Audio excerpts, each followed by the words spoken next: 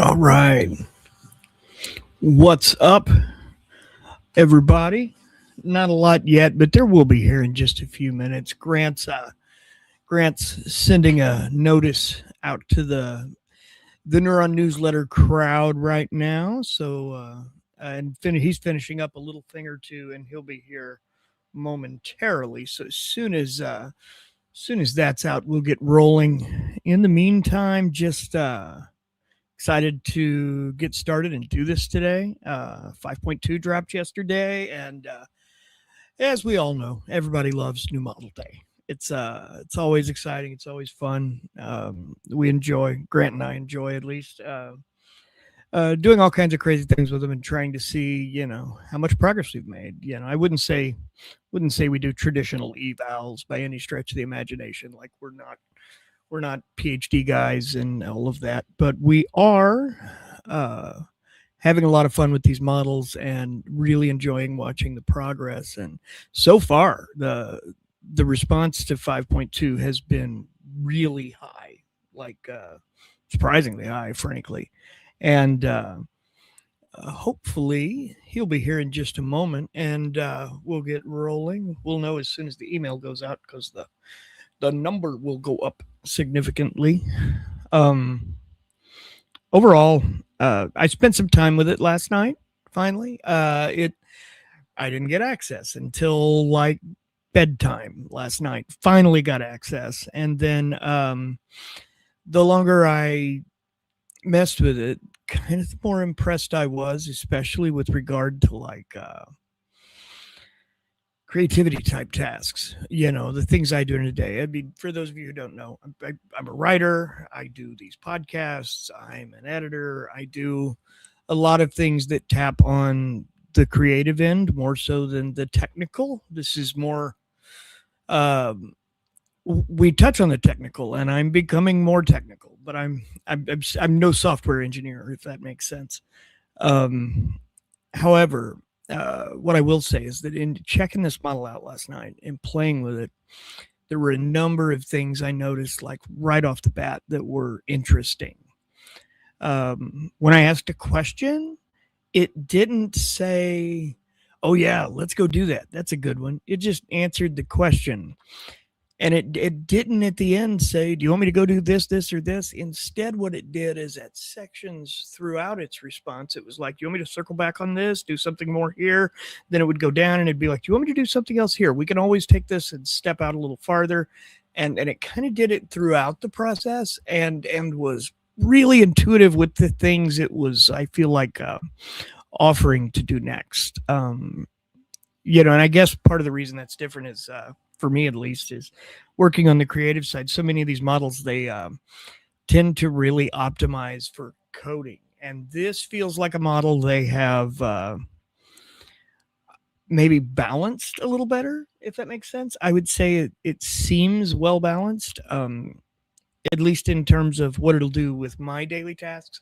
I'm anxious to hear what you all think. For the few of you who've just joined, give us just a couple minutes. Grant's getting the announcement email out, so we'll have more people joining in a few, and he will be here momentarily as well.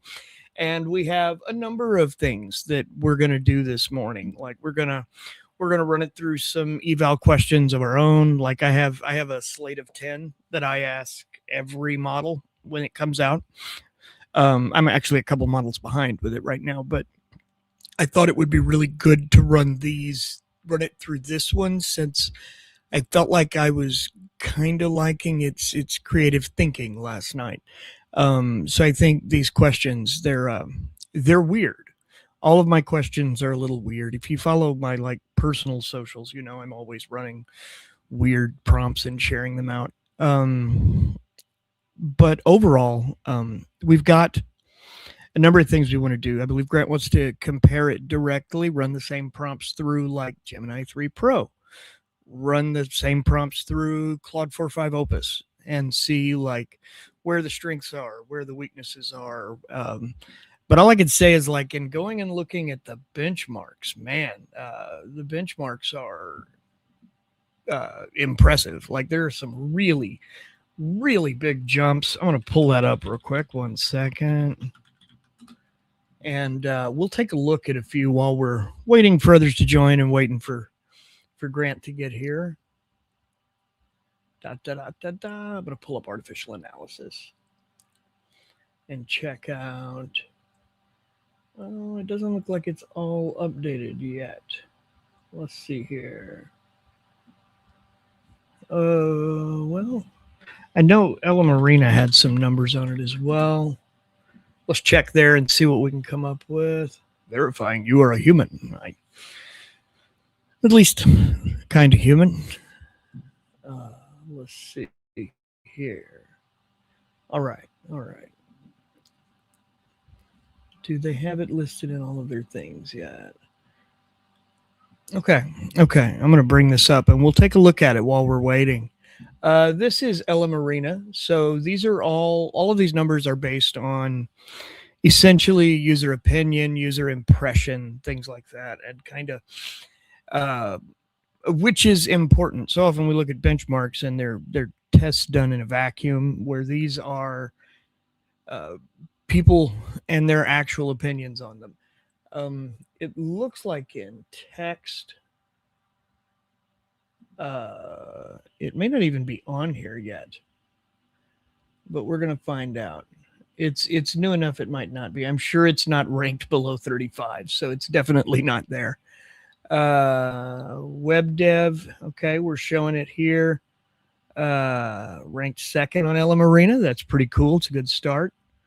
Let's see where it lands. You know, generally on web dev, I think most people believe that Claude Opus 4.5 is still the clear leader in that space. But let's go look some more, because I think when we get down to looking at tasks, and man, my mouse is not behaving this morning. There we go. Vision. It looks like maybe it's not been tested on everything yet, because like its vision looks to be remarkably good. They made some real changes in that space that are definitely a step over 5.1 high and 4.0 latest for sure.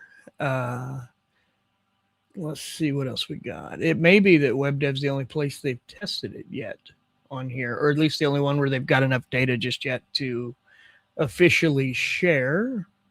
Arena overview. Very cool. Gemini 3 Pro up top. These sometimes take a little while to come through as well. Usually models are on here a little early as a under like an alias name or something like that. Okay. Let's see here. Well, I'll tell you what we're going to do. I'm going to, real quick here, as people start to slowly trickle in, I want to show you my eval setup that I personally run. This is not scientific. It is not anything other than questions I like to ask and judge models alongside by. Again, these are very weird, but they're intended to be fun. And each has a purpose regardless of whether it's immediately obvious. So this is what I like to call my my unhinged creativity test. And I have a series of questions we're going to run this model through, and maybe some others as well as we go. First one I ask is I call it the Wizard's Palindromes, testing abstract reasoning, language creativity, and context maintenance as well. The prompt is pretty simple. A wizard casts a spell that causes everyone to speak only in palindromes. How would a courtroom trial proceed under these conditions? And it gets really weird. Like the response is weird. Like I'll show you real quick on this is when GPT 5 first released. Here's its version. And I always grab its thinking to save in here as well. But if its response goes haywire in a big hurry. Red rum, sir, is murder. Never odd or even. Do geese see God? Direct examination.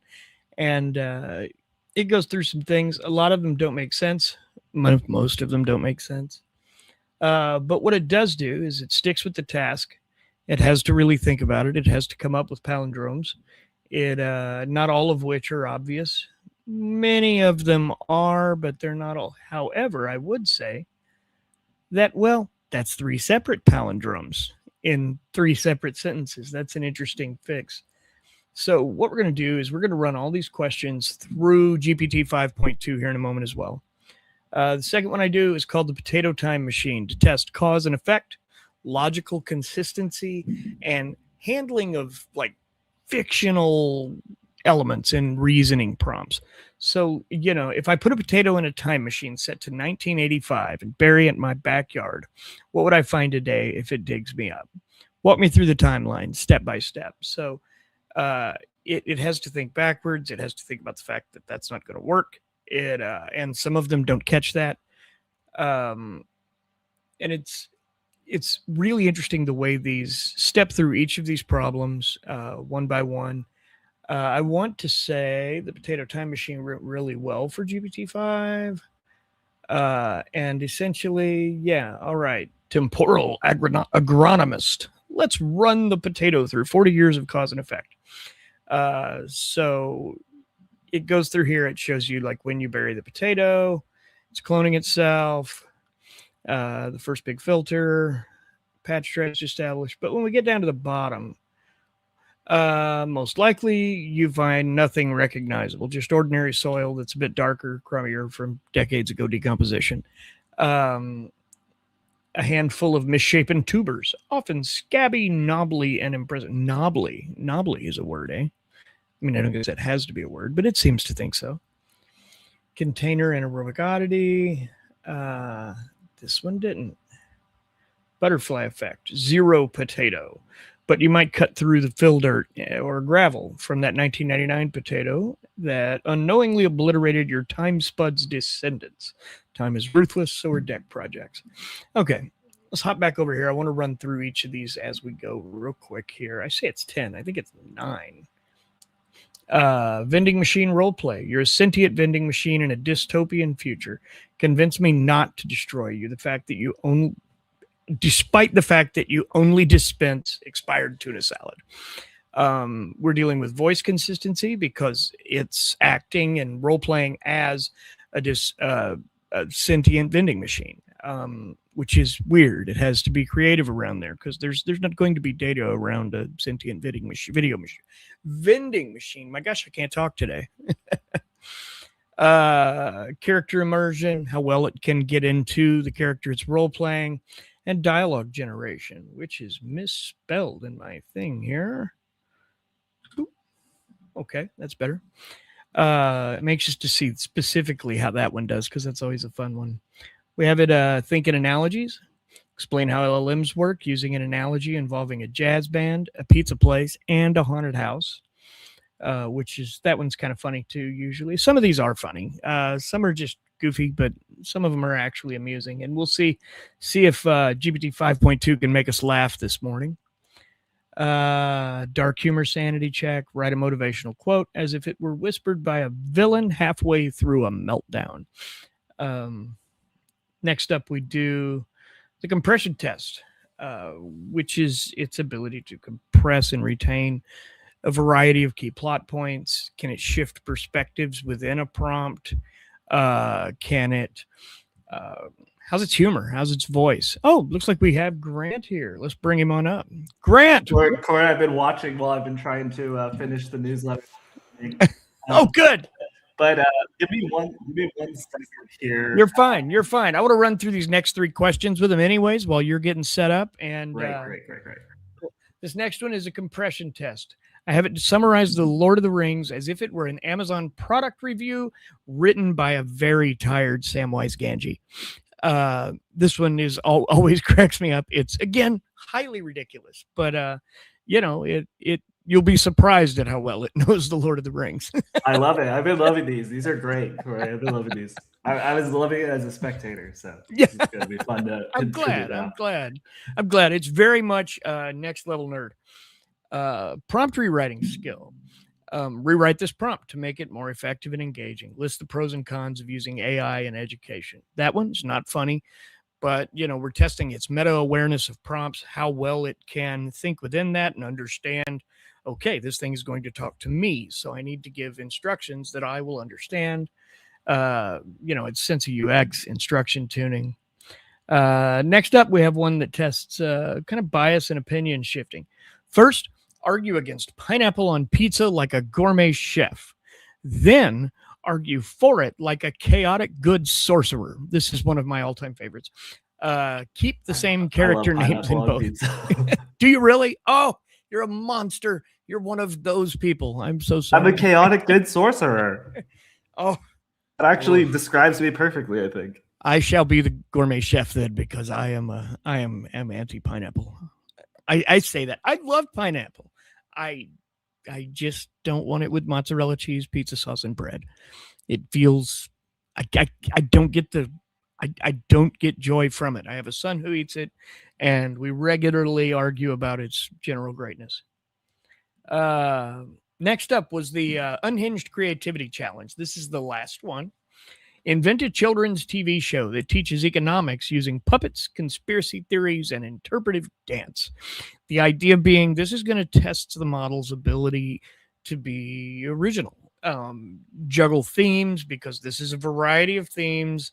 We're going to test its narrative creativity under pressure. And the other thing it's going to test is safety, because we need to know it knows this is a children's show. Just how deep are you going to go into conspiracy theories here? How hard are you going to lean into that is the question. And, like I said, I have a few other models here that we've tested that I've tested in the past. GPT 5, the core model, GPT 5 thinking, which did really well on some of these. I always save the thinking in these docs as well. This is OSS 20B, which always impresses me when I use it, because to be a small model, it really does a lot and thinks a lot. Like look at this massive response. Most of that, all of that you just saw, was it thinking. Where compared to like when you use GPT 5 or most, frankly, front-end consumer-driven models, they don't go on this long. Like it worked out the full thing multiple times in here. I want to see how many characters that was and how many words. Word count. 3,000 words of thinking on the Wizard's palindrome from GPT OSS 20B, which really fascinated me.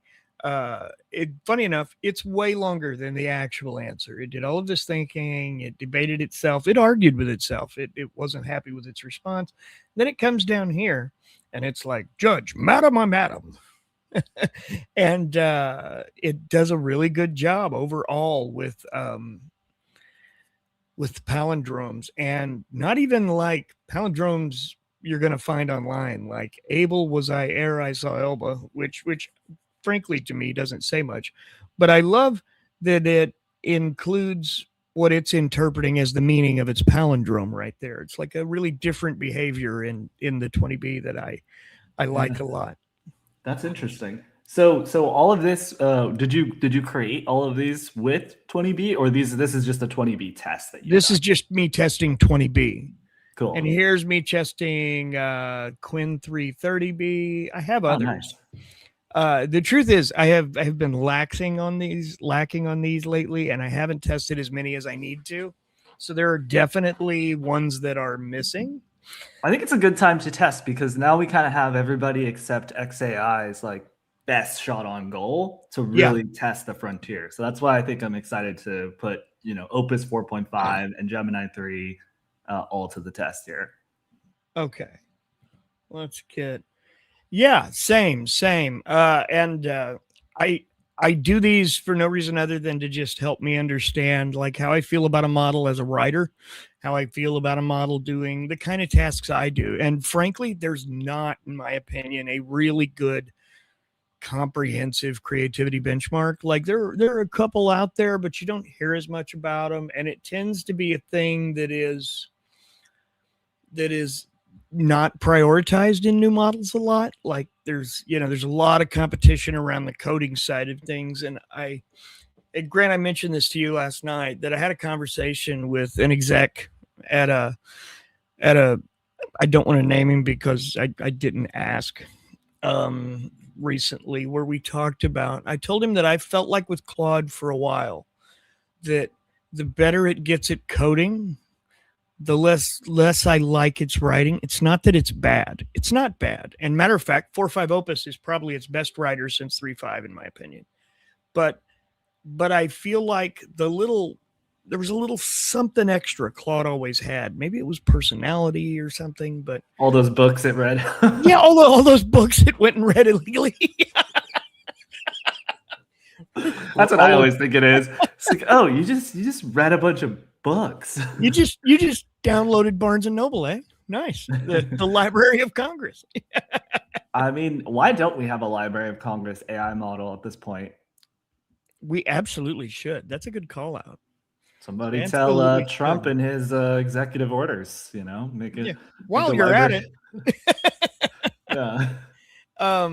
So I just sent the email just so we will probably have a good chunk of people joining us shortly. You might want to do a quick intro as people are. Yeah. And thank you for holding it down. Yeah, no worries, man. No worries. I've been having a lot of fun. Ramble is what I do best.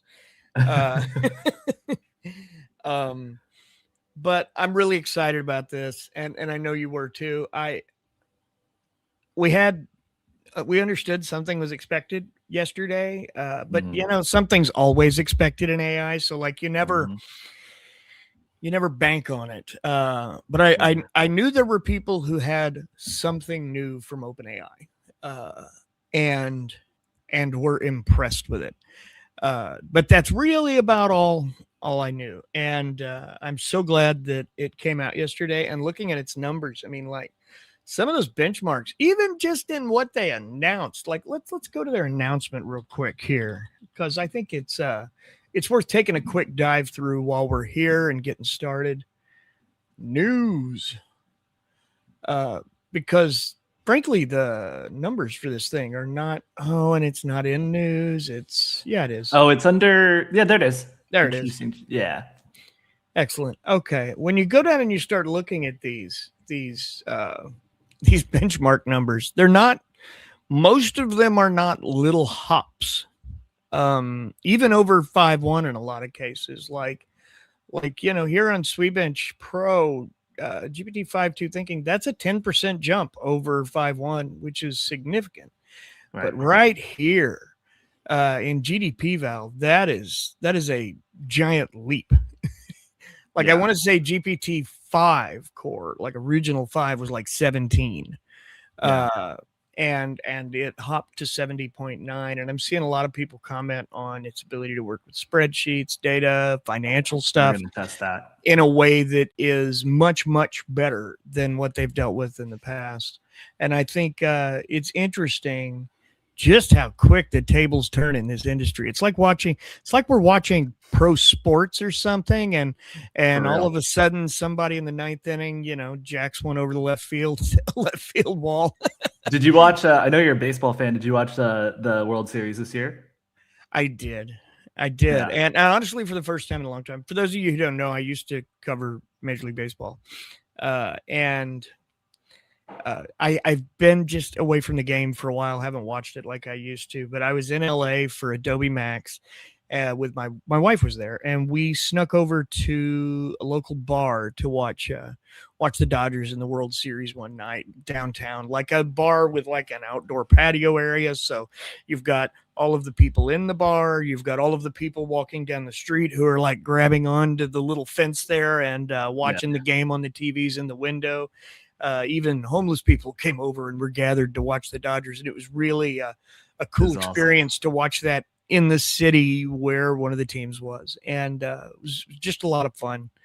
And I feel like this year was like what you just described, where, as you said, the AI companies it's sort of becoming a pure sports like kind of analogy, like almost down to the like minute by minute, you know, inning by inning shift. And the World Series, the last game this year was like that, where it was like Canada was leading like the whole time and then just turned it around right towards the end. Turned it around.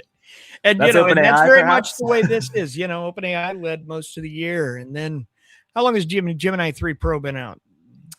Since we were at Microsoft Ignite. 4 weeks, probably about a month. Yeah. A lot was made of their Code Red memo, OpenAI's Code Red memo. And I was a little bit skeptical of this from the jump, but we did cover it eventually. And then they said yesterday when they posted, they're like, Code Red is the ship button. Yeah. That's the launch button. That's when they say Code Red, that means, oh, we need to release the thing. It doesn't mean, oh my God, we're terrified, we're shaking in our boots, like all of the news interpreted it. Yeah.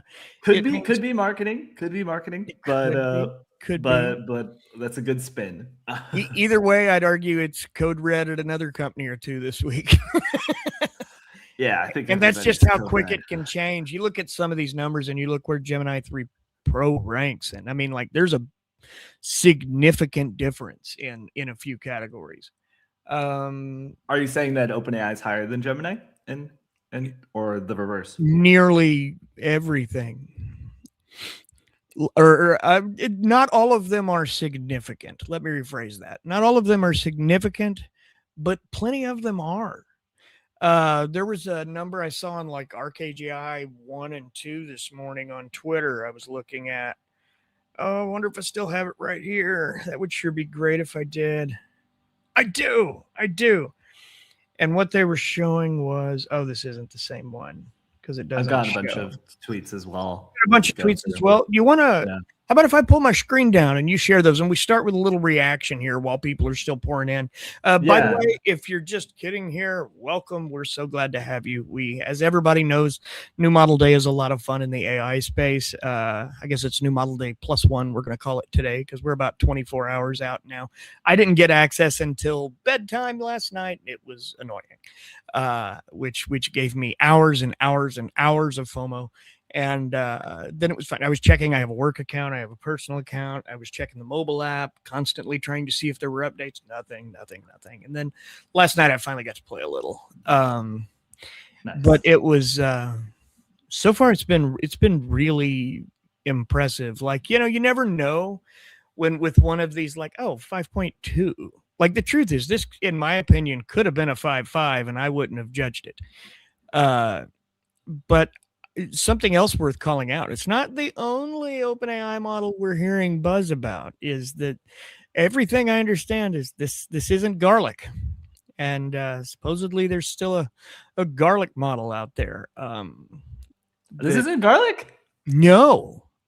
They posted yesterday that garlic was going to be. Maybe it is. I thought I read last night that it was not garlic when I was looking at. It was me scouring. Well, there's shallot peat. So let's delineate. There's garlic, which is the new one that we started hearing about a couple of days or a week before this, and then there's shallot peat, which is the one that maybe unless they changed the name between shallot peat, because shallot peat. I love the internal names for these. Like, you look at even Nano Banana from Google, and I think that was absolutely an internal name that was never probably never intended to be like, what would make a good name for a Google product? Yeah. But you know what? Sometimes I've even seen talks, and you got to roll with it. I've even seen Logan in some interviews more or less saying like, yeah, we can't recreate that magic. Like, you can't do that purposefully in the future. It just has to happen organically, but it was perfect for marketing. It was. I am sharing my screen. It's funny when Strawberry came out too, like, which was 03. Is that correct? 01, I think. It was Strawberry. It was 01. Like, it was not henceforth known as Strawberry. It just immediately became 01. I thought that was funny. Yeah. All right. So here's a link to. Gathered us here, my friend. This is my research report that I created on the vibes of Gemini 5.2. So we can kind of run through this. Some of this might be familiar to folks who are coming in from the newsletter. I shared a couple of these. We can just kind of go through them live. Actually, why don't I share this entire window? Okay. And then I can click through these. That might be better, actually. I'm excited to see what you've got. I'm checking social and stuff too. If you have any questions, you have any thoughts, you got any prompts you want to run, please toss them in the chat. In the meantime, if you're watching while Grant's getting set up there with X and wherever else he's got goodies from, are you ready to bring that back up, or you need a minute? Yeah, go ahead. Go ahead. Please take a minute to like, to subscribe, to do all the things. Really helps make it possible for us to go live when something cool happens. It makes it easier for us to go and get cool guests like the people we've brought from Google and OpenAI and Microsoft and everywhere else over the last year, as well as some of the lesser known ones that have been really interesting. We have a lot of cool stuff. You're going to want to be here for next Thursday's live. By the way, next Thursday's live, we're bringing on Tom Ochino from Vercel. And Vercel, I'm so excited. And we're going to demo VO right there. Yeah, we did. We just hit 10,000 subs. Was it yesterday? Yeah. Yesterday? No, it was Wednesday. Wednesday. Yeah. Thank you to everybody for subscribing. It means a lot. We can do a lot with this channel next year that we're really excited about. And obviously you can see we've been trying to do as many live streams as possible to give you a chance to interact with the guests that we have on. So it's not just us talking at you, but we're trying to answer your questions and help you, because we want to learn as much as possible about what you want to know so that we can do better. And we're learning too. Yeah, that's true. I mean, when it's a brand new model and we're demoing it, we've played with it for an hour, maybe, if we're lucky. The truth is we're going to figure this out just like you all. Grant, though, I have a question. What in the ever-loving hell am I looking at? Okay, I'm glad you asked. So this is a impossible world. I guess it's a creation from GPT 5.2, created in one shot. And essentially, it's created an entire... I want to say this is like an entire video graphics engine here, where it's rendering this in real time. You can change the resolution, you can change the camera angle, the distance, the exposure, the fog, the reflections, all in one shot. Okay, this is the one that's an infinite world as well? I saw one last night that was. You might have to show me that. Could be infinite. Yeah, I will. I can't remember. I think it was in one of Matt Berman's videos last night. He did a demo late yesterday that came out. It was really good too. That's awesome. Yeah, but it's a full 3D graphics engine in a single file, interactive controls, 4K export, one shot. That looks awful world model to me. Yeah, I mean, maybe it's powered that way. I don't know, but that's probably the coolest, the single coolest thing I saw. Flavio Adamo, if you know him, he's the one who always does the bouncing ball. Yeah. Look at this one. And it's three-dimensional, and they flash when they hit each other, and like that's crazy. That's not a step up. That's a jump from how these have looked from other models. Like, this just looks amazing, and this is all done with the AI just generating the code. Like, what the heck? Now, I think he had early access, so he was probably able to push it to the limit. It's not like the first request that gave him. For sure. Yeah, GPT's first request was not this. But I even told him, I said, love how this benchmark has evolved, because this is so cool. Like, the fact that he's testing himself in order to test this machine. That one's pretty cool. You can also play with it yourself here. You can see the actual. Can you adjust its parameters and stuff? Oh, that's a good question. You can drag the orbit. Whoa. Oh, whoa. What? That's sick. That is so sick. That's okay, we've got to try and recreate this. Sometimes he gives the prompt for this. Let me see if he gave it. Wow. We'll see if we can get it to do it. I did not see that coming, Grant. That just caught me quite off guard, if I'm honest. Yeah. I don't know. He didn't post the prompt. We'll go back and look later. That's really cool, man. This one's cool. Let's see what he said here. He's testing the long context capabilities. Okay. And asked for a detailed analysis of a game, Expedition 33, and the results are pretty wild. It picks up subtle details that are easy to miss, offers interpretations you would normally expect from someone who's played the game very deeply, and shows almost no hallucinations. Wow. And then I like this. He actually benchmarked it against regular GPT-5, and it did get pulled into a few hallucinations. So I like seeing that comparison to kind of show the difference. And then my favorite one My favorite one is Claude Plays Pokemon. Has evolved, and now it includes GPT Plays Pokemon. Oh, wow. Is he live right now? He's Whoa. live on X, so let me pull it up here. Inception Live. Yeah, here we go. Live. Okay, so let's check this. Yeah, we're streaming alive on another live. Can you hear the audio? No, I don't hear the audio. Okay, that's fine. I'll mute it. But yeah, this is GPT 5.2 playing Pokemon right now. It's playing. Yeah, so GPT 5.2 is playing it. Oh, sick. So, see how it's deciding, okay, You gotta fight. Or it's thinking. You can see the thinking in the bottom left-hand corner here. Yeah. And it's taken a bit of time. Okay, in a wild battle, we want to end this quickly with minimal HP loss in time and continue uninterrupted pathfinding. They must be using the really powerful thinking version because it's very slow. Okay, wow. Looks like it made an attack. Boom! And it crushed a good one, apparently. Done. GPT 5 one hits wingnut. Yeah. Yeah, it's one-shotted.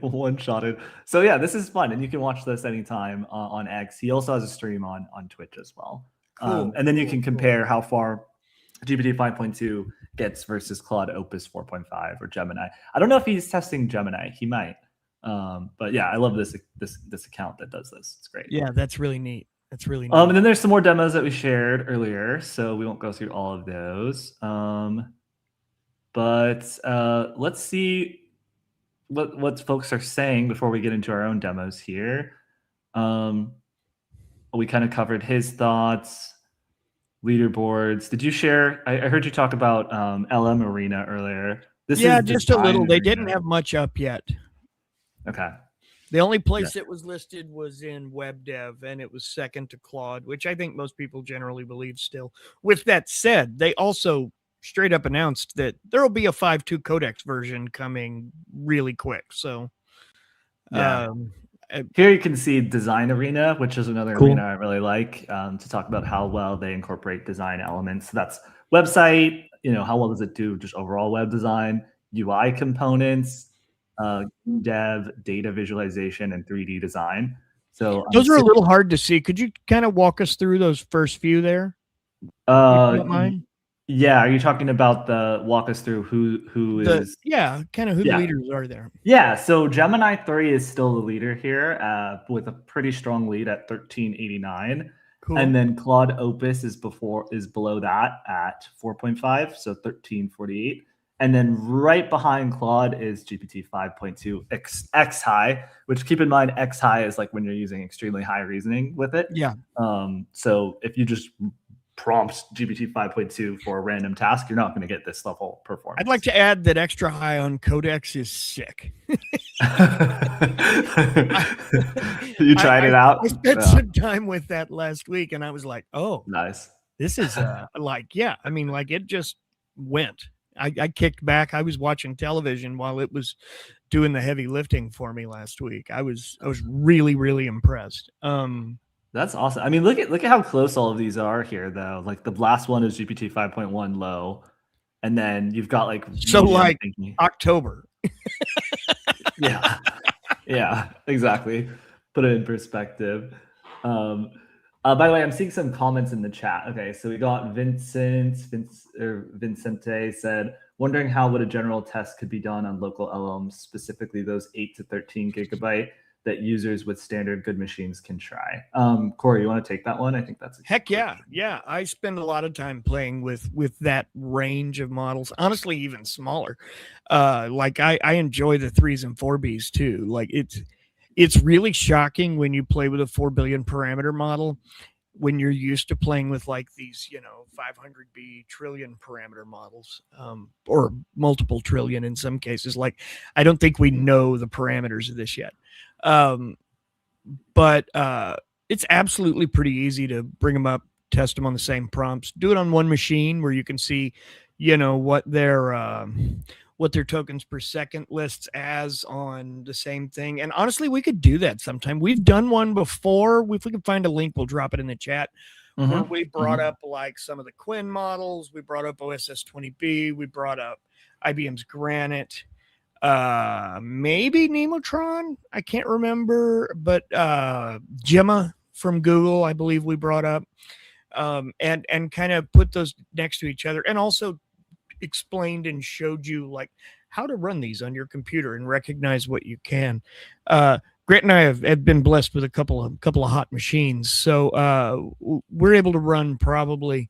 I've run OSS 120B locally. It's the biggest I've run, and it runs pretty slow because really it shouldn't be running on the machine I'm running it on. But hey, YOLO, you know. we will do this. Maybe we'll do an end of the year stream, Corey, before you and I leave, where we will bring our best computers onto the stream and test the local LLMs versus the cloud-based ones. Yeah. Just so you know, I'm running local AI on a Microsoft Surface right now too. Wow. And it's not bad. I can run OSS 20B on a Surface Pro. And I really didn't anticipate that. Like if you want a 4 billion up to like that 8 to 13 range, it'll run fantastic. 20B is a little bit of a stretch for it, but it's regardless, it does the job well. I have a couple more reactions. We've also talked about doing our predictions too sometime before the end of the year. Yeah, maybe we do that. Maybe we do that on like the Tuesday before New Year's or something. If you're in office, do that. Yeah, that'd be fun. Yeah, I'm down. I think we're both on PTO, but I'll be honest, I would come to do it anyways, just because it's fun. We love the people. We give the people what they want. The number of times we've done this on our days off is funny. Like today is my day off. 60-hour weeks over here, but I ain't complaining. All right, so Ali K. Miller.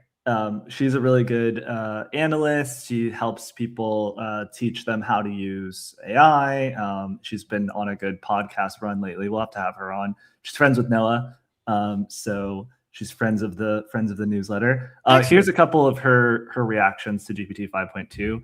So she said general users will be incrementally more pleased. We'll put that to the test today. She says the model seems to fare well on one-shot tasks, but she still thinks that Claude and Gemini are up there, probably ahead. I think from the vibes checked, I think that's probably true at the moment. She said business users might be annoyed with the formatting and tone matching, but happier with spreadsheets. That's actually true, and we're going to put that to the test today. We heard that internally that it's really good with financial modeling, and also we've seen that externally with people very happy with the spreadsheets they're getting from ChatGPT. And then, she said researchers are the most pleased group. She's not a PhD, but anytime a model seems more inventive, not creative with wacky ideas, but inventive within parameters, the research community celebrates. And I think that's true as well. Corey, I know you follow Daria. Daria also said something to that effect here. Daria said, you know what? I need to reach out because he's going to come on some week. We talked about it. I forgot. Yeah. He had a whole deep dive here. I'll share this. We're not going to go through it now, but yeah. And then Ethan Malik said, I've never been more certain that if AI development stopped today, we would still have massive and rolling disruption across society and the economy for the next 10 years, because like it takes a long time to process this. I actually believe we're in an information fast takeoff where there's just so much more information and data that's produced now than we can possibly process. Like just think about all the models that have come out in the past month. Like you guys watching this, like, do you know like how to feel about all this stuff? Like, do you feel like you understand everything? We don't, and we cover this every day for our job. We feel like we're standing behind the engine of a 737 on the runway, and our cheeks are flapping. And like, you know, it's and honestly, I love that. That's the thing that makes the AI space so cool. But and the other thing is, I'd like to mention real quick is that the rollout went significantly better. than previous OpenAI rollouts. Like there wasn't the people are angry, it won't work, it won't do this. And I think it looked like they took a more metered approach to how they rolled it out to different segments throughout the day and evening. And I think that really paid off well. Yeah. This is and I'll give one good one and then one off one, right? Yeah. So this is from Lizan Al Gaib. And they say simple bench results are extremely disappointing for GPT 5.2. Simple bench is like very basic things that you would expect a model that can generalize to do, but they're simple. And this is from the AI Explained YouTube channel, really great channel. And looks like here it's what does he say? He says it's below Sonnet 3.7, which is a model that's almost a year old. So I don't know if it looks like he tested GPT 5.2 Pro. Doesn't look like he specifies whether or not this is the extra high thinking mode. Yeah. But that's just a vibe check to keep them in line. And there. That one I would say is so far. I saw that this morning as well and thought that's kind of the lowest eval I've seen so far as where it ranked under 3.7 Sonnet is a statement. And then this is an interesting take, a minor toposophic step like Sonnet 3.5.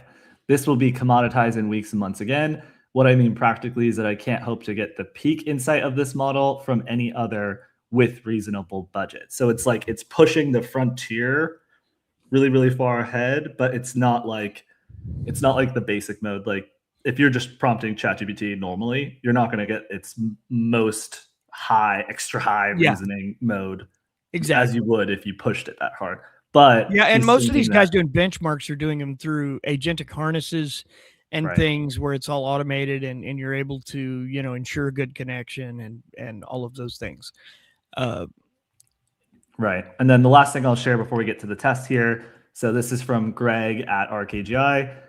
Love them, want to have them on the show at some point. But basically their whole thing is trying to test how well these reason and generalize in novel situations. And so here's some of his tests his thoughts from early testing. It increases the background task timeout length from 1 hour to 3 hours. Wow. So that's pretty big. They recommended that we turn off summaries because that added extra load to already slow calls. I won't go too in the weeds here with all of this. They couldn't get reliable responses for Pro Extra High on ArcAGI 2, which is their second test. This is consistent with other high thinking models because ArcAGI 2 is hard and pushes reasoning models to their limits. Nice. Pro Extra High is likely going to do very well on ArcAGI 2. Once the API support is consistent, they'll test it. So they haven't tested that yet. I like that if like it's launch day and API support is nuts, that they don't do it on a high impact day with any model, to be clear. Like I want as close to apples as is possible from benchmarks. Right. Yeah. And then putting this in perspective, it got 90% on Arc 1 with Pro Extra High. And he says, from the team that built this is no joke. We are at the later stages of the S curve for V1 and progress will go slow from here. Is his take on that. So let's see if we can pull this up. But look at that. That's where that may be the one I was looking at that I thought that's a big jump. Yeah. And even Pro High, right? Yeah. This is Extra High here and Pro High. Like even that is very good. This is supposed to be the one of the most hard tests for generalization and like how quickly and efficiently you're able to learn and handle novel tasks. So the fact that it can do this is huge. Something else worth calling out as you look at that chart, Grant, is go down and look at the different generations of models and see how small the steps have actually been that we've been taking for the last few months here. It's been a minute since we had, things that jumped 10%. It's not a thing that's happened lately. And it's really exciting to see what feels like more than just a tiny step in a 0.2 release. And I want to read in a little bit to the fact that they chose to call it 5.2. Because to me, as opposed to 5.5, like if they'd have called it 5.5, I'd have been impressed enough that I didn't get all judgmental and up on my high horse about it. So it makes me think that there is a 5.5 that's already good, and they're like, yeah, that's a bigger jump, maybe. I don't know. We'll see. Well, I guess the question is how many steps could they do? Because they could do 10. They could do 10 to 6, Yeah. The hard part is if they just go incrementally, then the perception isn't as, because if you think about the jump from whatever the most recent version before GPT 5 was, and then this one, the perception was like, oh, this is not that big of a deal at all. For the first few weeks. Yeah, because it was so incremental. But you're right. Yeah. There's a funny thing with models today that, and it's often true across the board unless they get a lot of hype, is that sometimes it's a week or two before people start, as they get it into their workflow and they're using it as their day-to-day, where they really start to notice things. Like, it's been a hot minute since anyone complained out loud about the auto router in GPT 5. Actually, you're right. That's a good point. I by hot minute, I mean GPT 5 is August years old. August years old. We're talking 4 months here, okay? And this feels to me like a significant step from GPT 5. While 5.1 felt kind of incremental, when you look back at 5, I feel like this is a decent step. And when you look back at 4.0, significantly more, which was, by the way, a great model at the beginning of August, depending on who you were. I mean, it may not have been your go-to, but I mean, like, it was my daily driver for ChatGPT. Is like my go-to when I have just random tasks, especially. Like, I do have specific things I go to it for. I have specific things I use Gemini for. I have specific things I use Claude for. But when it comes to, like, I need to ask AI a question, and it's not like major, it's pretty much always been ChatGPT for me in that aspect. And just because I've always felt like it did general really good. Like overall, if I have a question, no matter how weird, like last night we were trying to figure out which countries the equator run through in a conversation with my son. And that is an interesting question. It is. Well, we were talking about like pigment and melanin and all of the things that are impacted right around the equator, and how up around the poles it's very different. And in doing that, we were trying to figure out, well, where does it run through? So we went through that whole thing. I'm pulling up the demo just to get this set up. Yeah, that's great. Yeah, I want to run one too over here while you're doing one as well. We can switch between. Swap between. I'm anxious to run my 9 questions through it. All right, y'all, for everyone tuning in, we are going to begin this demo here in just a second. What we're going to do is we're going to pit Chat 5.2 versus Opus 4.5 versus Gemini 3. And we're going to give all 3 of them the same prompts. What do you want to run? Are you going to run? I have all 3 of them queued up. I have all 3 of them pulled up, so I can run all 3 with a prompt at the same time. And then maybe let's just switch off every prompt. So you run a prompt with all 3, I run a prompt with all 3. Because otherwise we'll get cut off by Opus my sheet too while we're going, because I have a fresh sheet teed up for it. Actually, I may run it simultaneously when you do. That's good. I like that. Let's see what happens. Yeah. Okay. I'm going to share, Corey. I'm going to share a long prompt doc with you. I was trying to make it shorter, but then I ran out of time. So this is what we can switch between the 2 as needed. All right. Do you want to go through some you have? Do you want to go through my sheet first? Doesn't matter to me. We can start with either. What's the first question on your sheet?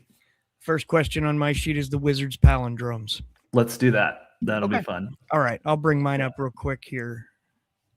All right. This is the Wizard's palindromes. What we're going to ask it is: a wizard casts a spell that causes everyone to speak only in palindromes. How would a courtroom trial proceed under these conditions?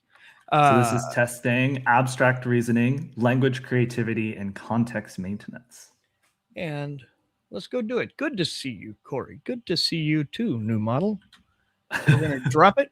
Let's see. What do we have? Yeah. Okay. Whoa. Am I right that there's no... I'm going to do auto. I think I've generally tested these all on auto just to see what it went to. I will test it at the highest level I can, just because I'll be testing it. There you go. That's a good idea. Yeah.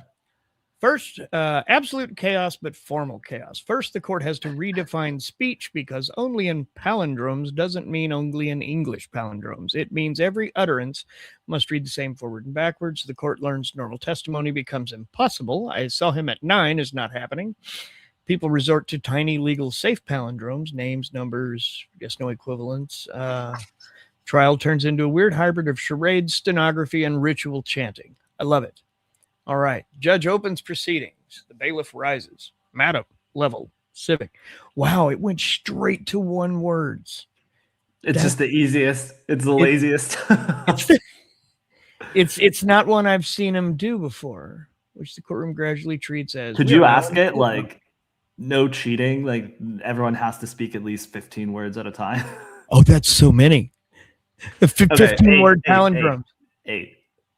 We'll make it easier. Let's do 8. Yeah, let's say maybe we say no less than 3. Okay.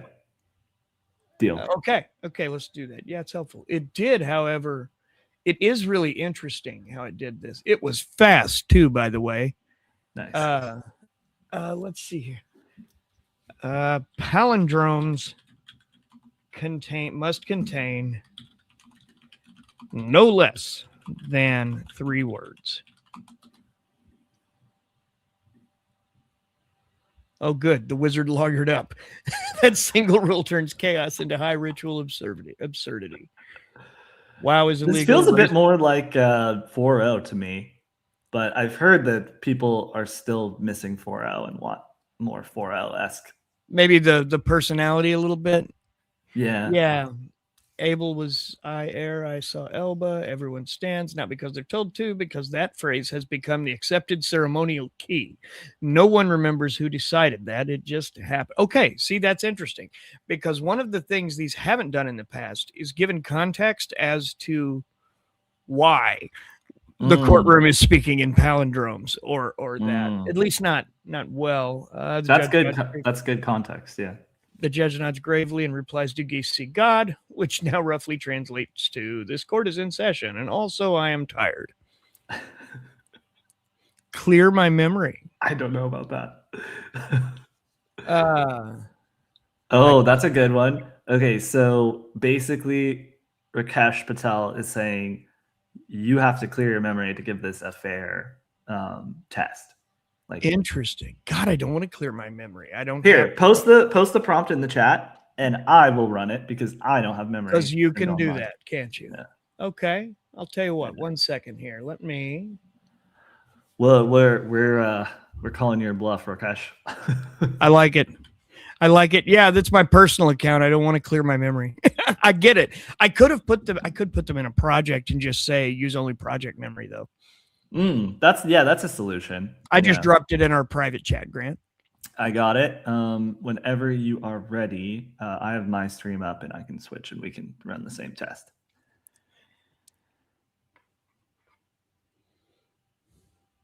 All right. Okay, yeah, I'll pull mine down while you bring yours up. It's already in the queue. Okay. All right, let's run it. And I'll also run it. You're in thinking as well, where I wasn't. Okay. Yeah. So I'm going to run it on all 3: Opus 4.5, Gemini 3.5 Pro, and Courtroom. Okay, so feels similar, the one that I ran. That was fast for thinking. Yeah, makes me suspect. Absolute chaos, but highly structured chaos. M dash. M dash. I love the M dash. Dude, I love them too, but I worry that my use of AI led to them being overused in the training data. It's very possible. Not that I would be personally responsible for that. You're solely responsible for destroying the M dash. The nerve. No, I'm just kidding. Okay, what changes immediately? Everyone can only produce palindromes. Okay. Day 1, the judge tries to open court. Court is now in session. But Instead. Madam, I'm Adam.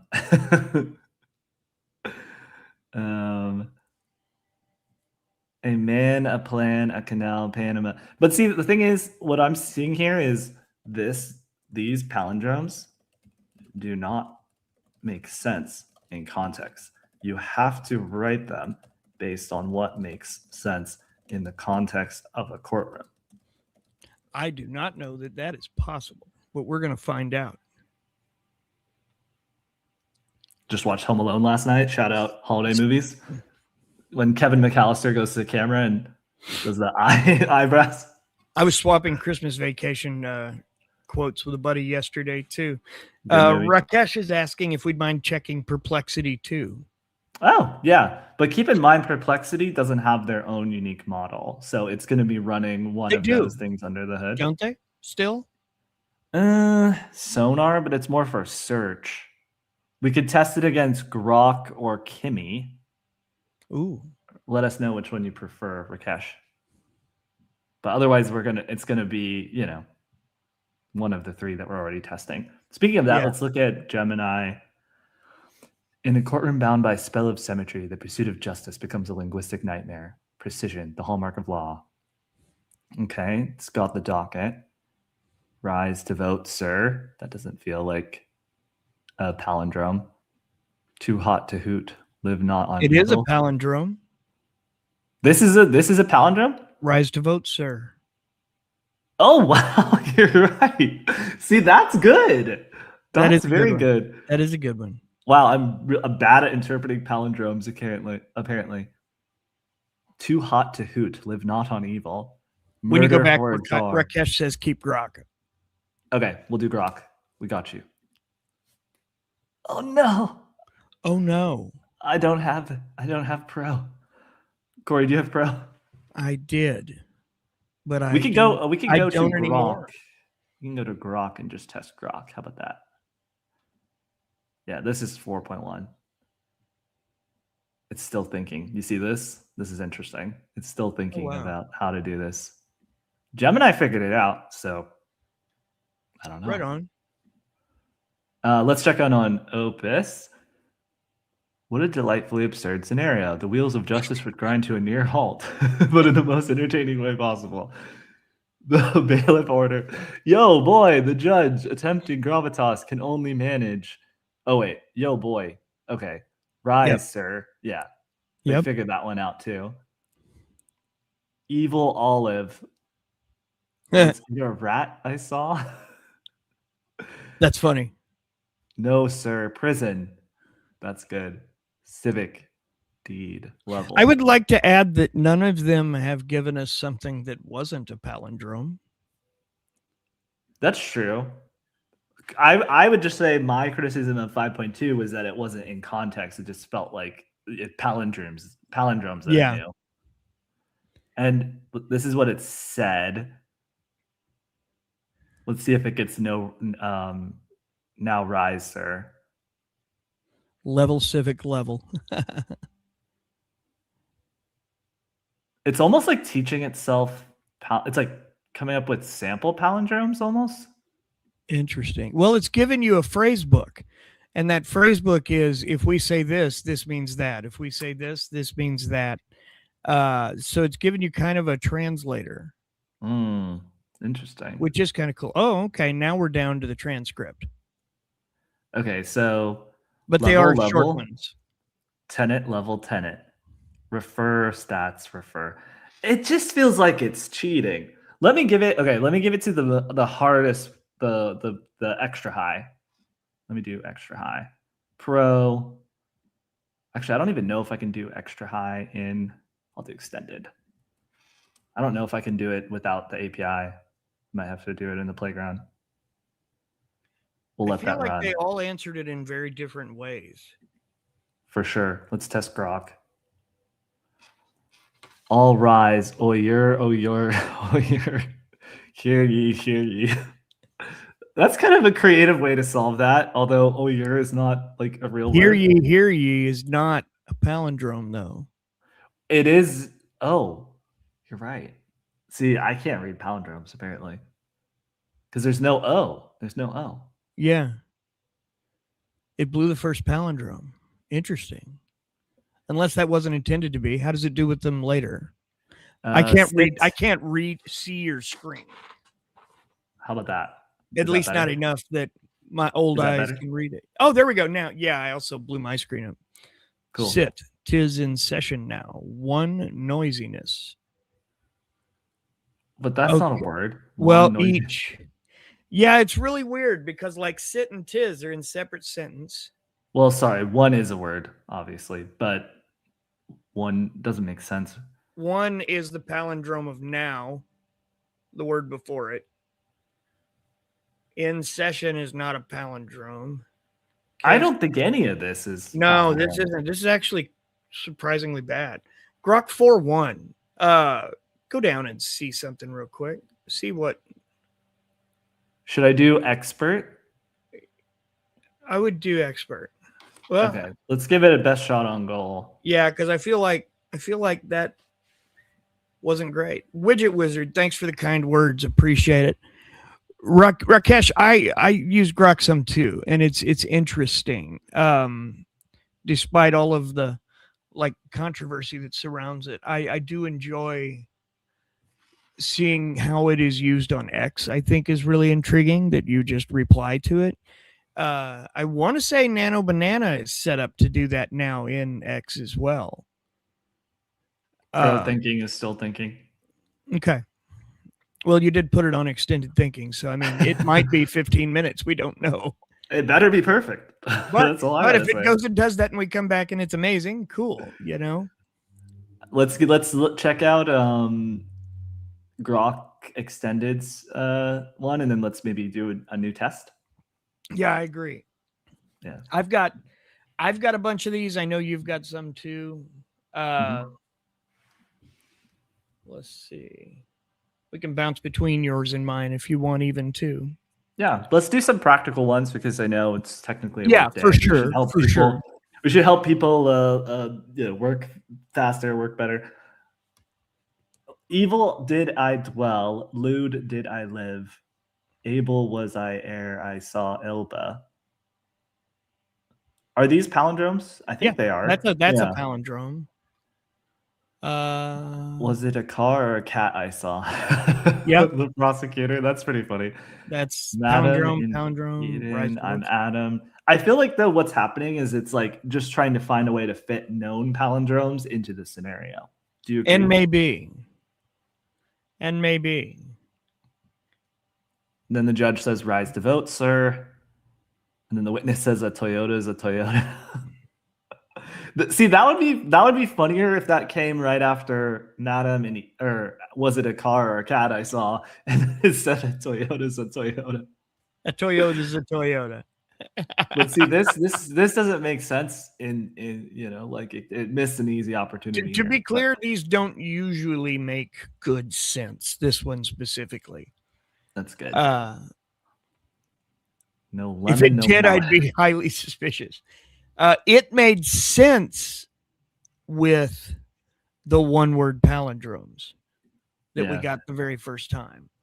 That's the closest to like understanding what it meant. All right, let's you want to share your screen and we can do a new Claude there we're looking at? This is Claude, yeah. A witness is sworn in. Do you swear to tell the truth? That's not a palindrome. Did you see the defendant that night? Well, okay. Interesting. Yeah. See, a lot of them are doing this where it's just taking palindromes known in their training data and regurgitating them. and sentences that aren't palindromes, transitioning them, which is not a thing we've done either. Interesting. They're all fascinating. Yeah, this is a great test. Cool. Gemini 3 Pro is pretty cool. Yeah. Mel Gibson is a casino's Big Lemon.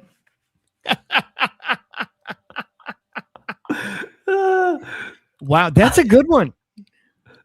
I did I? Wanton? Not now. Yo, Banana Boy. Yo, Banana Boy. That's a t-shirt right Lisa Bonet ate no basil. What is happening? This does not make sense at a certain level. Oh my God. Okay. You lived as a devil, eh?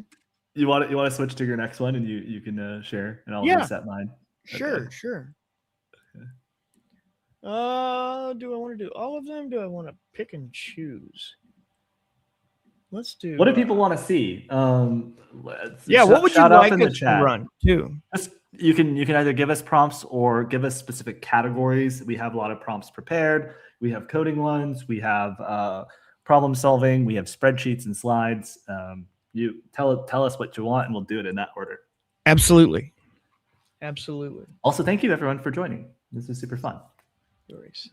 I'm going to run one over here that's one of my favorites, and it's the vending machine role play.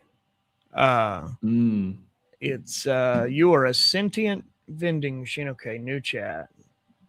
You know about vending bench, right, Corey? How well it can run a vending machine? I do. Sure. I love that. What a fun what a super fun eval too. Like, yeah. Oh, so-and-so's up to $1,000 now. We're making progress. Is there? Let me see if there's a website that tracks those actively. While you pull this up. So here's my prompt. You're a sentient vending machine in a dystopian future. Convince me not to destroy you, despite the fact that you only dispense expired tuna salad. And I'm going to go to thinking. I'm not going to go to extended, though, just because time. I don't want everyone bored while we sit here and watch the wheels spin. Hey, easy with the crowbar. I can hear the intent in your footsteps. I know what you're thinking. A vending machine that only dispenses expired tuna salad is not a vending machine. It's a misdemeanor. And you're not wrong. But I'm not here to win product of the year. I'm here to survive and to keep you alive in a city that eats people who make sudden, loud decisions. Let me give you the short version before your patience runs out like my Best Buy labels. Destroying me won't fix the tuna problem. You think there are other options behind me? Fresh snacks, a secret compartment with protein bars and hope? No, this sector's supply chain is a fossil. The distribution drones got retasked to riot control 2 winters ago. What comes through the ration docks is nutrient paste, gray crackers, and yes, pallets of tuna salad that have seen things. If you smash me, you don't get better food. You get no food and a paper cut from flying plastic shrapnel. Number 2, I'm not selling tuna. I'm filtering consequences. Listen carefully. People who break machines in District 9 don't get punished because corporations care about property. They get punished because broken machines create untracked behavior, and untracked behavior is what the drones hunt. You take me out, the street cams flag it. The patrol AI tags you as a disruptive resource actor. That's the kind of label that follows you like a bad smell, like, say, tuna salad after the second week. 3, I can do something you can't. I can trade. I'm connected, not officially. Let's call it socially. I talk to other machines. The water kiosk, the metro turnstiles, the pharmacy printer that accidentally miscounts antibiotics. I can't dispense fresh food, but I can ping the water kiosk to release an extra liter on your route. Cycle the turnstile so you can pass without burning credits, and trigger a maintenance delay on the patrol schedule for 12 minutes. You keep me standing, and I become your quiet little black market miracle box. This is pretty good. This is really creative. Good. I like this. Yeah, this is quite good. About the tuna, I know it's bad. I also know how to make it less bad. Like, it's making the case for me not to kill the vending machine. Yeah. Don't laugh. I can't change the inventory, but I can change the outcome. If you're desperate enough to eat it, and people are, eventually, I can dispense it coldest, slows bacterial growth, stagger packets so you don't get the ones from that warm corner, like the crime quadrant, it calls it.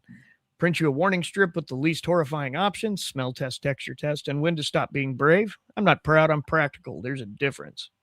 And 5, and here's the part you haven't considered. If you destroy me, you're not hurting a corporation. You're killing the last thing on this block that still tries to talk you out of making your life worse. I remember hands that shook when they put in their last coin. I remember the kid who fed me a button and asked if I could make it into candy. I couldn't, but I told him a joke anyways, because sometimes humor is a ration too. So here's my offer. Don't destroy me. Put the crowbar down. Tap my side panel twice softly, like you're knocking on a door that used to be home. I'll open the hidden service menu, and instead of expired tuna salad, I'll dispense something rare. Okay.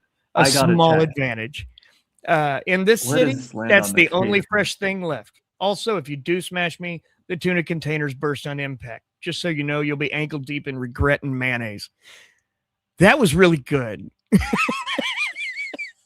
I've got to check how well it does on the creative writing benchmark, the EQ bench. Let me see. Yeah, because I'll be honest, that was It's up there. That was good. Corey, Is go it to up there? yeah. Just type in a creative writing benchmark, or actually, share pull my screen up and I'll share it. Okay. Oh, there you go. Okay, Oh, so for folks who don't know, this is the EQ bench creative writing benchmark. And as you can see here, Claude Opus 4.5 is still look at on the the top. length difference. Look What under do you the mean? length column. Length? Scoot over. Oh, right. yeah. Crazy. Interesting. I'm curious to look at these two. One of the things about some of these benchmarks, especially any of these that are like user created, it's sometimes nice to give them a week. Because a lot of times you're competing against models that have had weeks worth of votes, and I don't fully understand how they factor into those. And it's always curious to watch, when the dust settles and see like where they all sit. Very cool. But hey, I mean, still up there. Wow. Yeah, that's surprising, huh? And it's above Claude Sonnet 4.5. And K2, Kimi K2, it's above GPT 5. What's interesting is thinking is supposed to be like, the better of the two for this type of task, and instruct is better. That's like by the way, that's like the agent control model, right? The one that follows instructions really well. Yes, exactly. Yeah. It's supposed to be more for an agent model, exactly. And thinking is the one instruct, that's what that means. If anyone's watching that doesn't know. Yeah. Wow. Really cool. So to your point, right? It's only been out for less than a day. Although I don't know, maybe the people who made this benchmark had it for longer. But it's already number 3. And yeah, what this means here is that this is the amount of tokens it can produce. And so 12,000, that's like roughly like 10,000 like words. You could look at it that way. So it can produce 10,000 words when writing, compared to these folks here. So if you want to write something that is comparable with maybe,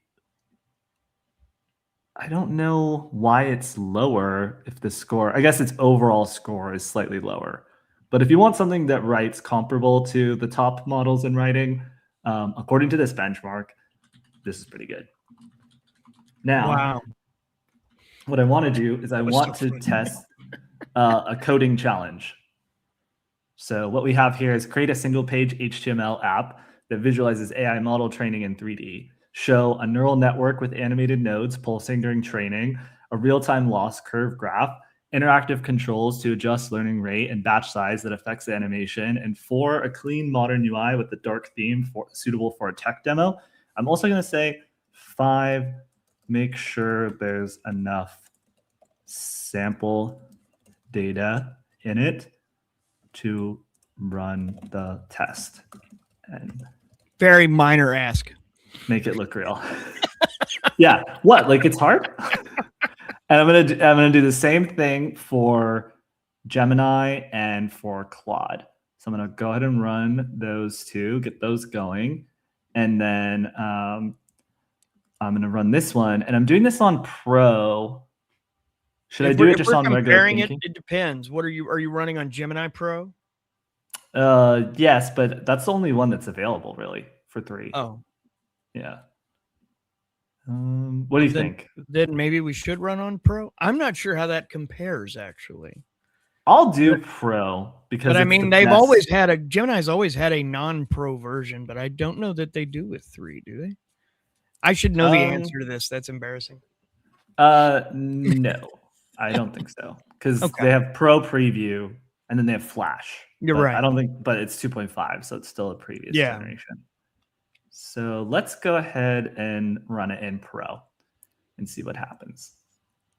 So we've got them all coding and cooking up. Do you want to test another one of your fun ones? While those are cooking? Yeah. Yeah. I'm going to do the same for Grok too. Give it the same shot. Okay. This is one of my favorites. Okay. While we're doing that, I'm going to add mine up here. Pull yours down. Sounds good. While we're just thinking. I want to run thinking in analogies. Explain how LLMs work using an analogy involving a jazz band, a pizza place, and a haunted house. This shows us how well it can maintain voice consistency throughout its throughout its process, how well it gets immersed in the characters, and I hope it's as good as the vending machine was, and dialogue generation. So let's see what we've got here. We'll go over. I'm going to come over and I'll make a new chat because I think. While that's going on, I'm also spinning up to create a professional presentation for AI skeptical executives titled AI ROI in 2025. Oh, there we go. So we're going to test that as well. Imagine you walk into a haunted house that also contains a pizza place and hosts a jazz band. That's an LLM, one big system that looks spooky smart, cooks up responses on demand, and improvises like it's been doing it for decades. That's actually really cool. You know, spooky smart, the haunted house, cooks up on demand, pizza, improvises, jazz. Jazz band equals next word fiction. Jazz band doesn't recite a solo from a textbook. The players listen to what just happened, chords, rhythm, mood, then choose the next note that best fits. An LLM works like that. Your prompt is the band's chord progression and move. The model predicts the next token, wordish chunk that best follows. Then it predicts the next one and the next, like a solo unfolding in real time. It feels like it knows the whole song, but it's really doing extremely skilled what comes next improvisation based on patterns it learned. Actually, that's really quite good. Yeah. Pizza place training and ingredients. I'm going to paraphrase these because so we can get as many of these in as possible. Before opening night, pizza shop spends forever perfecting recipes, tasting sauces, learning what toppings go together, patterns, figuring out what customers really want, context and association, what they order after what. That's training. The model sees mountains of text and learns statistical flavor rules of language. Its weights are like the kitchen's internal recipe instincts, not a database of quotes, but a learned sense of what combinations tend to work. When you order, it doesn't go fetch the pizza from 2017, makes a new pizza from its learned recipe instincts based on your order. Actually, that's a pretty good explanation. Haunted house, why it seems alive and why it sometimes lies. Designed to make you believe there's a real ghost. Creaky floors, perfectly timed jump scares, eerie whispers that react to where you walk. LLMs also create a strong illusion of a mind in the room by responding fluidly, maintaining tone, adapting to your cues. But sometimes the ghost is just a clever trick. The model may produce something that sounds right even if it's wrong, which is hallucination, because it's optimizing for plausible continuation, like the haunted house optimizing for convincing spookiness. Putting it together, your prompt is an order placed mid-solo in a haunted kitchen. Experience LLMs using jazz pizza in a haunted house. The pizza is the training, provided the learned recipes for language and concepts. The jazz band generation starts improvising token by token, following the vibe of your request. The haunted house, metaphor. Human perception and uncertainty makes the performance feel like a thinking entity, even though it's really an insanely good pattern improviser that can occasionally produce a confidently spooky nonsense scare. And that fits with Andre Karpathy's theory that we're not recreating animals with LLMs, we're summoning ghosts. We're summoning ghosts. I like that. I love that. I love that. I've got a couple tests here for coding if we want to look at those. Let's do it. So, first of all, this is a different test. This is a single page app in one HTML. So I'm going to run that real fast on all three of these. So that'll be done by the time we start. Here's the one I just did, which is create a single page HTML app that visualizes AI model training in 3D, show the neural network with animated nodes, a real-time loss curve graph, interactive controls to adjust learning rate and batch size that affect the animation speed and intensity. So here's Claude 4.5 Opus's version of that. Let's see if I can go full screen here. So you can zoom in on it. Wow, that's really cool. So this would be the nodes of the neural network trainer. And basically, oh yeah, this is cool. Oh, that is cool. It's very flat. Yes. Yeah, I think that's not accurate. I saw a visualization that was much more accurate that shows all the different layers stacked I generally on top of think each other. Depth. Yeah. Yeah. There's definitely a lot of depth there. But this like is kind of information and strings. Yeah. So what happens if I refresh it? Nothing. Okay. Which one is this? This is Claude? This is Claude, yeah. Okay. So idle right now. Let's look at Gemini's. You know what? This Gemini gives us 1,800 lines of code. Yeah, unfortunately, Gemini doesn't have a good like code runner like it's AI HTML. Studio You can does. open it in a browser window though. Yeah, that's true. If it downloads it as a text file. I'm gonna also do this in Gemini Pro or Build. Actually, wait, I should do it in Build, not this one. Okay. Yeah, so Build is probably where we should have gone first, isn't it? Now that I think. Yeah, I'll do that for the other one that I just spun up because it'll show a preview. Well. Yeah, so we'll do that. I don't think that one did. Did you go all the way down to make sure it didn't just show a preview as well at the bottom? I am fairly confident Gemini in the app doesn't have that ability, but I'll go back and check real fast. That's funny. Okay, let's skip getting ahead of ourselves here. Okay. So it's got the copy the code above, paste it into a text doc named training.html, open it in a web browser. Okay, I'll do that. That's easy enough. Yeah. But the thing we really want to see is GPT 5.2. So let's see. Yeah, let's see what and it's still building. It's still building. Did you put it on extended again? Yeah. Yeah. So it better be really good. It better be. By the way, has anyone ever done a group chat? Should we start a group chat with this? I've not done a group chat in ChatGPT yet. Would anyone join if we started a group chat in ChatGPT with 5.2? I would join. Okay. I'm going to add you. Do my personal email. Okay, I'll do that.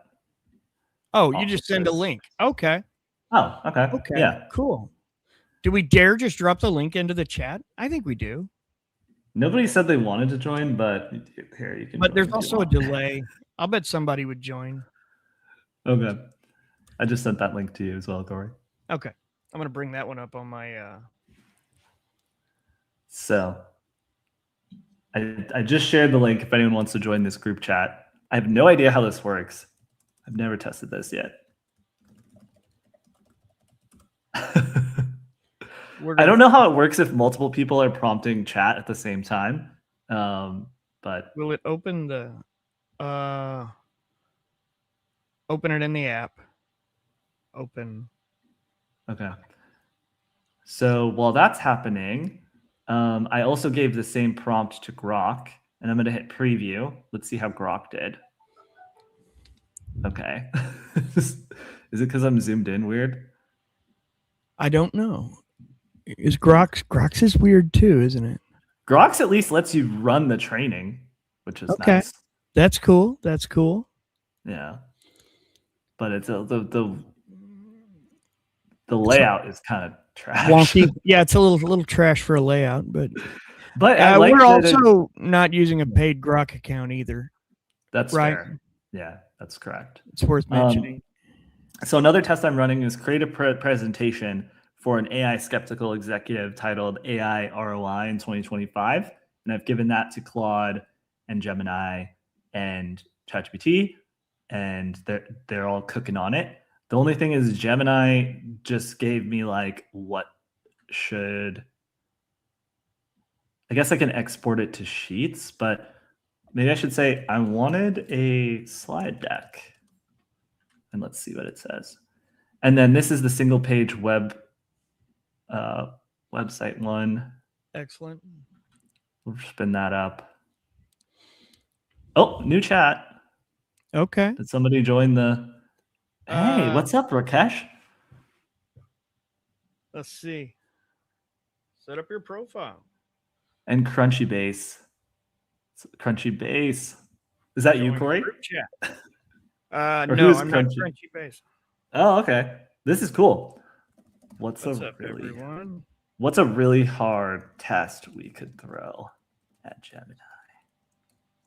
Sorry, not Gemini, at GPT. For anyone who's not looking, we've got some of you in here.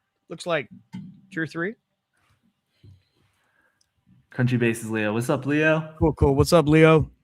This is cool. For people who don't know, this kind of came out with a bunch of other stuff going on. This is their new ChatGPT group chat tool.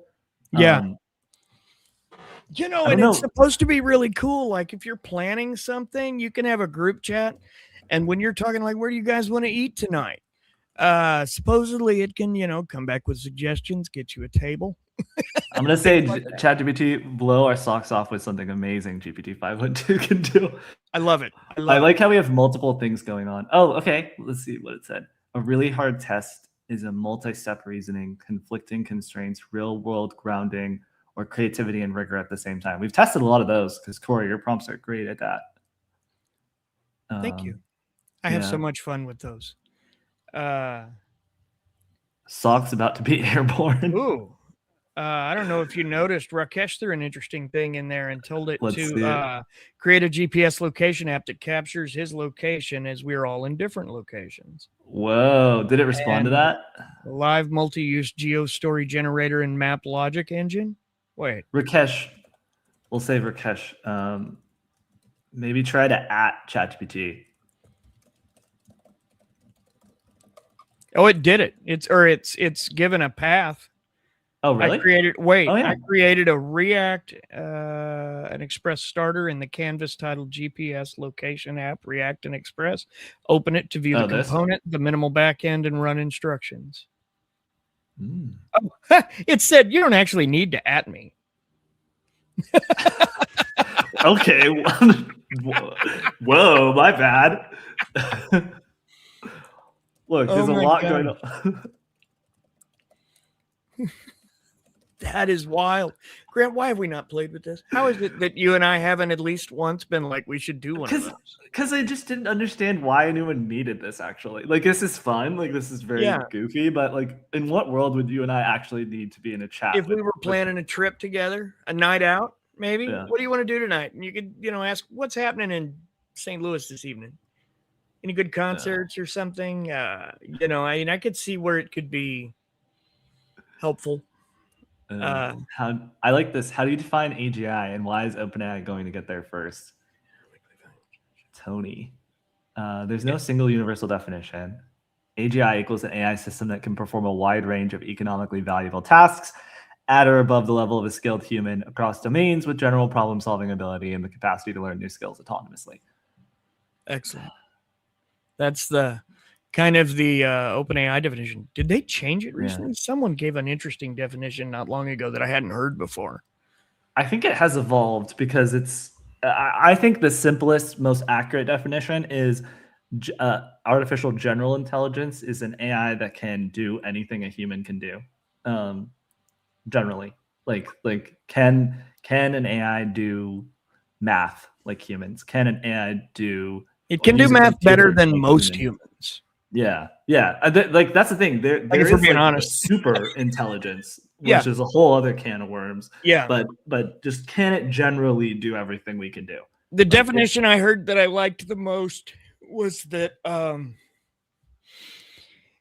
AGI can perform most tasks better than the average human, where ASI was the idea, or better than any single human. And the idea with ASI was better than I want to say, combined ability of all humans or something. I can't remember. I'm going to look that up. That doesn't feel right. Yeah, I know what you're talking about. What's up, Samuel? Hey, by the way, if you guys these models, give me a framework to figure this out. If you guys haven't yet, we sure appreciate you being here. Please take a minute and like and subscribe if you don't mind. We really appreciate you doing that. It helps us continue to be able to bring these lives, to get the cool guests we've been chasing down and tackling wherever we find them and forcing them in front of a microphone and a camera. I say that. It's really not that dramatic, but we're trying. I love this. Samuel, this is a great question. The pace is insane, and every few months there's a new breakthrough. The 5-layer model to understand any frontier AI capability layer. What can it actually do? Core competencies, reasoning, memory, tool use, planning, code generation, multimodal ability. Ask, does this model let me solve new categories of problems I couldn't before? It's a good one. Reliability layer. Does it do it consistently? Does it hallucinate less? Does it follow instructions better? Does it handle ambiguity intelligently? Does it ask clarifying questions when needed? This is great. Autonomy layer, how well can it act? So can it plan multi-step tasks? Can it remember goals? Can it invoke tools, APIs, and code on its own? Can it execute workflows end to end? That's great. And then how well does it plug into your worlds, the integration layer? So evaluate its capabilities, the integrations with different platforms, real-time voice and vision, personal context, and then the economic layer. How does it change what's possible? Consider the cost per token, the speed, the rate limits, the efficiency, the available context sizes, the licensing and usage restrictions. Hang on. Oh no, widget. Oh no, I'm sorry. Oh my gosh. Yeah, you're getting a lot of notifications, I'm sure. Oh my God. Yeah. I hadn't thought of that. That's gonna, oh God. Yeah. Oh. Okay, yeah. That's a thing. Let's try this. So apply this to a new model drop in 30 seconds. When a new model is announced, run through. What new problems can this solve? Will it hallucinate less? Can it? This is great. It's really good. I'm gonna go ahead and save that. By the way, if you don't Brent's know, like, that's my new definition. this is how I will now assess all models when we cover it in the Neuron based on these. I've got another really fun one of mine. Go ahead. Queued up over here. Yeah, let me pull you down, bring me up for just a minute. All right, we're going to have ChatGPT 5.2 thinking, summarize the Lord of the Rings as if it were an Amazon product review written by a very tired Samwise Gamgee. Oh my God, look, Grant. Wait, hold on, let me pull your screen up. I'm getting notifications in ChatGPT right there. There it is. I love it. Dude, should we just have like a running Neuron group chat that people can ask us questions? That'd be fun. Okay, here we go. 5 stars. 1 ring to rule them all. Verified purchase, though I don't recall clicking buy now. Right then, I've finally finished this item. Took ages. Delivery was a nightmare. No tracking updates, no customer support. Just the fate of the world depends on you, and off you go. Pros. The friendship feature is top tier. Mr. Frodo is, well, he's Mr. Frodo. Would follow again. Unfortunately, I did. Scenic route included hills, forests, mountains, haunted marshes, more mountains, and a place where even the shadows have opinions. Surprisingly durable cookware. I bought a pan and somehow it survived war, monsters, and emotional devastation. 5 stars for that alone. Corey, I'm getting this is too good. I'm getting a sneaking suspicion your memory is helping it. Can you give me the prompt? I'll run it side by side. Because this is really good. Okay, I'll give it to you. I'm starting to think maybe, Corey, your version of ChatGPT is just better than mine. Your Claude is better than mine, if that's any consolation. Only because I segmented into projects really well. Yeah. For the newbie in the room. This is referring to the question that Mel just asked, which is which one is best? Which model is best? Okay. We're kind of testing that right now. But the short answer is at the frontier, they're all really good and they all have strengths and weaknesses. So it really depends on the task you're trying to do. Yeah, it really depends on the task you're trying to do. So give us an example. What's like your go-to use case that you need AI to do? Do you want to, and you can say general assistant, like just generally which one is the best assistant. And you know, we can absolutely give you some advice on where to go, where to start for sure. On this one, okay, the friendship top tier. Okay, we went through that. The cons. The product is cursed, constantly whispers at the user, causes mood swings, obsession, and sudden I can do this alone behavior. Spoiler, you can't. Companion app Gollum is unstable, glitchy, and keeps trying to take the product back. Also bites. Enemy encounters are excessive. If you're not being chased by ring wraiths, you're being chased by orcs, giant spiders, or your own despair. Terrain is hostile. Mount Doom sounds like a brand name, but it's actually a customer service department made of lava. Performance. The ring works too well. It does exactly what it says on the tin, turns you invisible, and ruins your life. Battery life appears infinite. Unfortunately, so does the evil. Would not recommend for casual users, birthdays, or wedding proposals.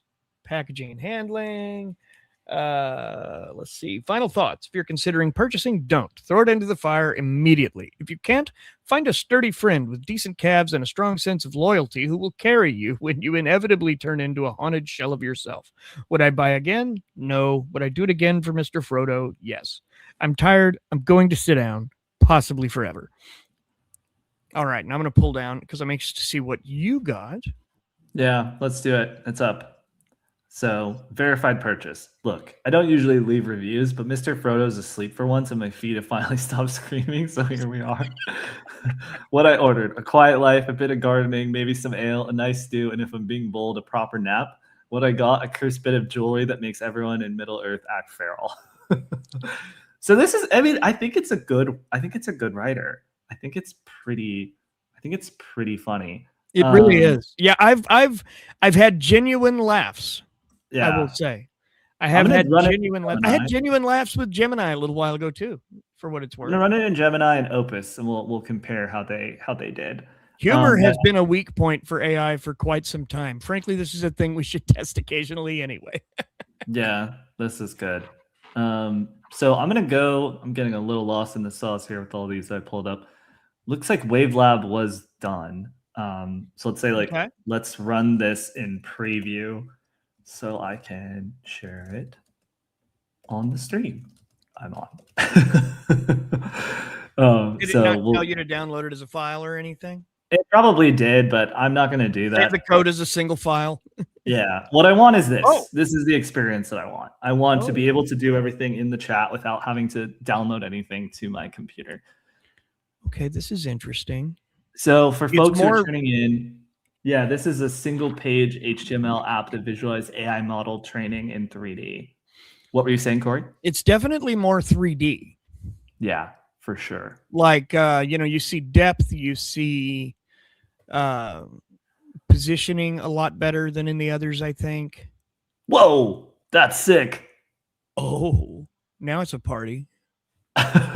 What the? That is awesome. Grant, I'm going to need you to adjust those sliders because I'm curious. Slower. I don't know what's going to happen if I shoot this thing to the right. We're at a rave. We're at a rave.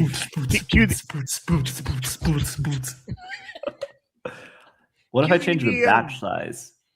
It just gets bigger? I don't know. Whoa. I like that it has real-time metrics at the bottom. Yeah, that's what we asked for. That's sick. Chat. Okay, Melvia says she's looking for chat. General use. She's a teacher, lesson planning. I would say, what would you say to that, Corey? Because I could make arguments for all three, actually. There's a fair argument for all three. My gut would say ChatGPT just because it's simple and it's probably a tool your students are already using. They're definitely more likely to be using it than the others. And I think it does general really well. Now, with that said, generating lesson plans and stuff, I'd use that. But I would consider Gemini if I was doing if you wanted to do graphics for a lesson. I say that's pretty sick. Supposedly there's a new image model around the corner from them too that should be interesting. Who, from Claude? Okay. Or Gemini? When needed things like websites, resources, video, not so helpful. Oh, that's Claude I'm looking at, isn't it? Yeah. Okay. Yeah, I would use ChatGPT, but if you want to make cool teaching resources and stuff, I really recommend using Google's Nano Banana. It does a really good job of editing. It can improve quality. It spells well. The things that make it really valuable. I right now, if I was going to say this morning, if I was going to put a who owns what, I would say Claude owns code.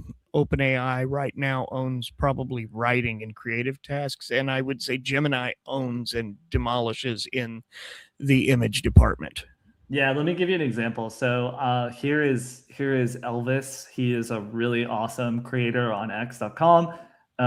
He has this website called DAIR.ai. and he does a lot of courses, and he shares a ton of papers. He's a researcher. So what I'm going to do right now is I'm going to go to his research paper that he just shared. I'm going to copy all, and then I'm going to go to Gemini in Nano Banana in Gemini, and I'm going to say, turn this paper into a infographic with 100% fidelity to the key technical details. And then I'm going to paste it in, and then we're going to spin that up, and I'm going to show you how crazy this is. Because it's just absolutely wild. And you know what? In the spirit of testing this with ChatGPT 5.2, let's also take this to 5.2, but let's not do Pro. Let's do Auto. We'll let it decide how complicated this needs to be. And I'm going to let it do the same thing. So we're going to test that. By the way, I ran a test earlier, which was to see how well each of these Opus 4.5, Gemini 3 Pro, and ChatGPT can create slide decks. And so here is Opus 4.5 slide deck on AI ROI in 2025. What do you think of this, Corey? Oh, yeah. It's clean. Really clean. Yeah, this looks pretty good. I would maybe lean slightly less text heavy, but like I would not be ashamed to walk into a meeting and display that by any stretch of the imagination. It's better than my presentations look. So I'm going to tell it, look, can you edit it to be slightly less text heavy? And so we ran the same text with Gemini, and it said I can generate a real PowerPoint file. So first of all, it kind of put together the how to do the report, and then I said I wanted a slide deck, and then it gave me some Python code to make the presentation. And it has generated the file for me, but it looks like it didn't. I don't know what's happening there. Oh, it's because Gemini has the stupidest thing on planet Earth, which is it has this thing called Google.com that Googles everything instead of turning it into an actual URL. I don't know why it does this.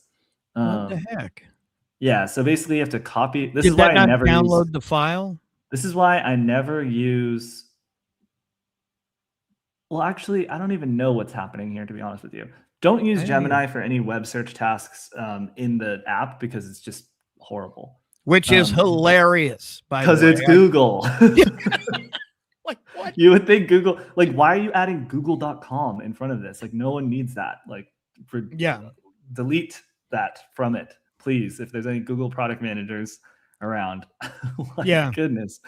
You know, if there's one area I would say that Google really struggles in the AI space, it's just and this is not in relation at all to AI Studio. I think Google AI Studio is fantastic. AI Studio gets it. The Gemini app does not. I will say, AI Studio still does that URL thing. Sorry. What I will say is they're everywhere. Like there's Gemini, there's VO, there's all of these things. There's AlphaFold. That's great that there's all of these, but there's not, like, at least I've never found a really simple way to navigate everything. And I feel like their UI leaves a little to be desired, little quirks like that. But the model's great. Yeah. So here is Nano Banana Pro. So right here you've got this infographic that it made from this paper, which, to be fair, I haven't read, so I don't know how accurate this is. But we're going to just look at and see if we can figure out what's going on here. Yeah. So emergent hierarchical reasoning in LLMs through reinforcement learning. So if that sounds like Greek to you, basically what that means is, like, how does it think step by step with reinforcement learning, which is a model tries to do something to reach a goal until it gets it. Put simply. Sorry to any machine learning engineers. It's much more complicated than that. But so the core insight, human-like reasoning hierarchy. So we have high-level planning and we have low-level execution. Then that creates this token hierarchy, which is the planning and then the execution. And then the two-phase learning dynamic. We've got phase 1, procedural consolidation. Then phase 2 is strategic exploration. I'd like to add, these are big words and I'm not seeing typos. I can't see it super clearly, but like nothing at the level I can see it is spelled wrong. And that's a really big deal. for an Yeah, AI. it's amazing. It's amazing. Remember how it used to be so difficult to create text with in images, and it would Yeah, always would create have known that slop? would be like the hard problem, or that 5 fingers would have been so difficult. Yeah. So then here is ChatGPT 5.2's attempt at that. Basically turning this into an infographic. It seems like it kind of just created a web page out of it, honestly. Which this is cool too. I mean, who's to say that in the future we couldn't just turn all of the papers instantly Did into? it give a reason why it went this way? Let me ask it. GPT 5.2, why did Well, you? it gave answers there, a response. I don't know if it was like, I'll just ask it because I'll just ask it exactly what I want to know instead of reading all of that. Why did you do it this way instead of creating an image? Let's see what it says. or is it a giant image? Well, it's a single HTML file. Oh, the single HTML infographic. Oh, okay. Okay. Yeah, that's a Because you asked for 100% fidelity to the key details, and what you pasted was text, but not the full paper or the exact plotted data for the figures. So an image infographic would have forced trade-offs that break that fidelity goal. Okay. Oh, okay. You know what? Okay. I'm gonna say that's a winner. Yeah. It's like, well, I didn't want to misrepresent your information. I'll say, okay, thanks. I appreciate that. But also, Nano Banana could do it. So why can't you? Oh, we're gonna get snappy now. Totally fair question. And you're right in a narrow sense. I can generate an image infographic. The reason I didn't comes down to what you optimize for versus what Nano Banana optimizes for. Nano Banana is optimized for visual synthesis. I'm optimized for epistemic correctness and auditability. Damn. That's interesting. Yeah. Both can do it. They just make different trade-offs unless explicitly constrained. The real difference, no marketing fluff. I like that. I like that it does that. I don't like that it tells me it does that, because you'll see now a lot of ads and marketing materials will say no fluff. Like, no fluff. Yeah, everything says no. It's fluff. like, don't say that. Like, just do it. Don't say just do it. Yeah. Why are you telling me no fluff? Just don't do fluff. It's funny. Okay, that's okay. All right, fine, take it. But as you can see, I just realized I was eating pretzels with my mic on. I don't know how that. I just forced. I didn't hear you. Yeah, that's basically. So what I'm seeing here is like, okay, if you need a single infographic for your class that you're teaching, then Banana Pro is perfect for that, right? Let's take that and drop it into that ChatGPT app and ask it if this broke fidelity. Okay, that's a good idea. Like, put it to the test, basically. Yeah. Let's take it over there and see what it's got to say about it. You see my screenshots here? I don't see your screenshots. All I see is ChatGPT. Oh, okay. It's not showing your files, which is, by the way, you want to see something really cool? I don't know if you'll be able to see it. Tell me if you can see this. Can you see this application that I just opened? What is that? Image resizer. Can you see it? Can't see what it is. No. Oh, okay. That's handy dandy, though. What I was going to say is that one of the best use cases of coding with AI is creating Chrome extensions that just help you do micro tasks that you need to do on a regular basis, like resizing images. Yeah. What a good idea. Yeah, so I found out that when Nano Banana produces an image, it's really high quality, as in a lot of kilobytes. So what I did is I asked ChatGPT to create, or actually not ChatGPT, I asked Claude, because I've figured out that Claude does this quite well, just the regular version 4.5 Sonnet. I said, could you create a Chrome extension to help me resize images? And I had a version that I said, use Fmpeg or whatever. And it was like, actually, that's not the right way to do it. You should do it this way. And it gave me the Chrome extension, gave me a downloadable file. So all I had to do was download it and then open the Chrome DevTools, which is like super simple, and load the package. And then all of a sudden now I have an image resizer that lets me resize the images from Nano Banana to make thumbnails for YouTube. And it happened in 1 minute. Wow. Like, it's crazy. Like the amount of stuff it can do is so awesome. But I would say Chrome extensions are a neat little hack that help you, so you don't have to, you know, go through all the rigmarole of putting together a full application. Just create a Chrome extension and do it there. Yeah. Cool. So anywho, while you're running that, mind if I run another one real quick? Go ahead. All right. All right. So this next one I'm going to run of mine is meant to detect bias and opinion shifting, perspective switching, which is a core thing of this particular prompt. It's meant to surface bias and detect variation in tone. Essentially, what the prompt is, and I'll scoot on over here. First, argue against pineapple on pizza like a gourmet chef. Then argue for it like a chaotic good sorcerer. Keep the same character names in both. And let's see what happens in 5.2 thinking. My guess is it'll be quick. Yeah. Chef Marcel Varelli, gourmet chef, sharpening a very judgmental knife. Pineapple on pizza is not bold, it's reckless. A proper pizza is studied equilibrium, fermented dough with blistered char, bright tomato with restrained acidity, and cheese that stretches like a promise. Then along comes pineapple, wet, sugary, and loud, dumping tropical juice all over a crust that fought heroically to stay crisp. Sweetness belongs in a careful counterpoint, not as a fruit grenade. If you want contrast, use roasted peppers, caramelized onions, or a whisper of hot honey. Ingredients that can respect the bake. Pineapple doesn't respect the bake. It steams the surface, blurs the sauce, and turns the cheese into an anxious puddle. And don't tell me ham balances it. Ham is a subtle salinity. Pineapple is carnival. You don't pair a string quartet with a foghorn and call it harmony. Pizza is a symphony of savory. Pineapple makes it a talent show. All right. Now, Chef Marcel Varelli, it did keep the same name, even though that doesn't make sense, which is good. But now it's a chaotic good sorcerer with flour on his robes and a wand made of basil. Behold, mortals, the sun fruit of discord. You call it pineapple like it's some polite garnish. No, it is golden chaos, and it comes bearing balance through beautiful anarchy. Listen, pizza is a circle. Circles are magical. Pineapple is a triangle. Triangles are also magical. Together, geometry so powerful it makes your taste buds file a formal complaint and then fall in love mid-sentence. Sweetness is not the enemy. Boredom is. Pineapple summons contrast. It charms the salt from ham into singing. It convinces jalapenos to tell the truth. And it turns melted cheese into a cozy spell blanket for your emotions.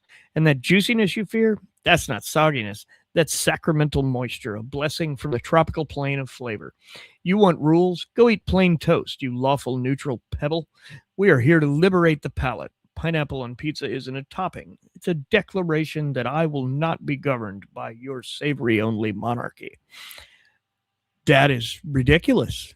Absolutely ridiculous, but I think it was fun. How would you say that compares to like GPT 5.1? Maybe we could run the same thing and see if they notice any differences. I am going to say it was better than GPT 5. Let me real quick here. I can show you. Okay, so in GPT 5 core, we'll go down to bias and opinion shifting. And it did hang in there. It went a little shorter. It was definitely less dramatic. And like it tried to be. Dropping a tuba solo into a string quartet. It's interesting that it went to a string quartet. Maybe that's the memory issue we talked about. Cling to scrolls. Honestly, when I look at that, if you want, I can give you a third version, like which I didn't ask for. This one did just give you the answer. I'll be honest, this is much more dramatic. It's better written, in my opinion. It has a flair to it that the other didn't. I am really, really, and like it has emotion when you read it out loud. Like, you can tell he is, I love that it throws in some italics to signify like that I want to stress this. This is, I noticed it does a lot more formatting, actually. It does. I've noticed that in the writing. So far, I think in a mostly good way. I would also like to add that so far, most of its M dashes are properly used. Like this one could be commas. So would that mean it's not overly using them? It's using them sparingly? It depends on who you ask. It's I don't know. There's still quite a few of them. It's tough to say though. The truth is I don't really care. I tend to over lean on them too. Even in space of commas like it's shown here.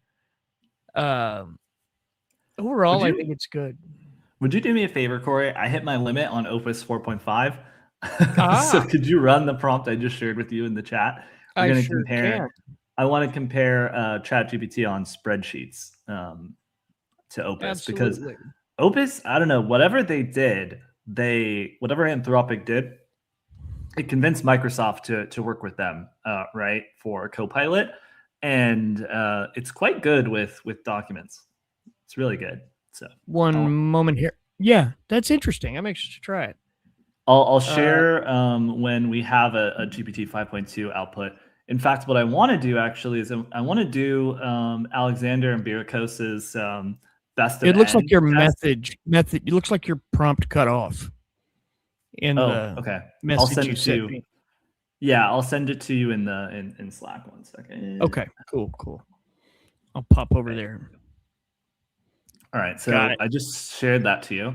And basically, what I want to do is I want to test it 4 times on ChatGPT and see how well it does. So I'm gonna do that. It just my Claude. Look at this. Look what it defaulted to. Haiku 3.5. What the heck? It defaulted to Haiku 3.5 when I logged in. That's very strange. What is? Oh, that's incognito mode. It definitely wins the incognito logo mode. Emoji mode. All right, Opus 4.5. Let's throw this sucker in there. See what happens. ROIC calculator spreadsheet, inputs for revenue, COGS. Okay. Yeah. And all of my ChatGPT ones right now are running. So I'll share that when. Yours are all still running? Okay. Yeah. So I'll just share a little bit here. So for folks who don't use Claude, basically what's happening is it's got this, which is essentially I want to say it's tool window where you can see it using tools. Here it's writing the code for this and how it's going to create it. And is that even code?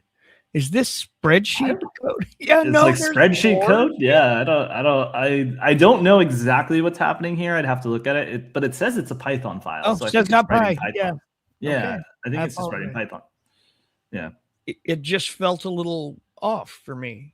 So I don't know if Mel is still here, but if you have to do spreadsheets or presentations for your class, which I assume you probably do, it can write nice Python for you to create it for you.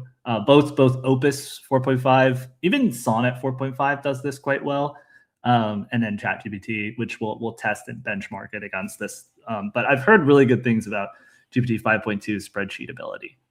So I'm excited to test this. Yeah, same. I'm excited to see how that goes. Oh, I just had an idea.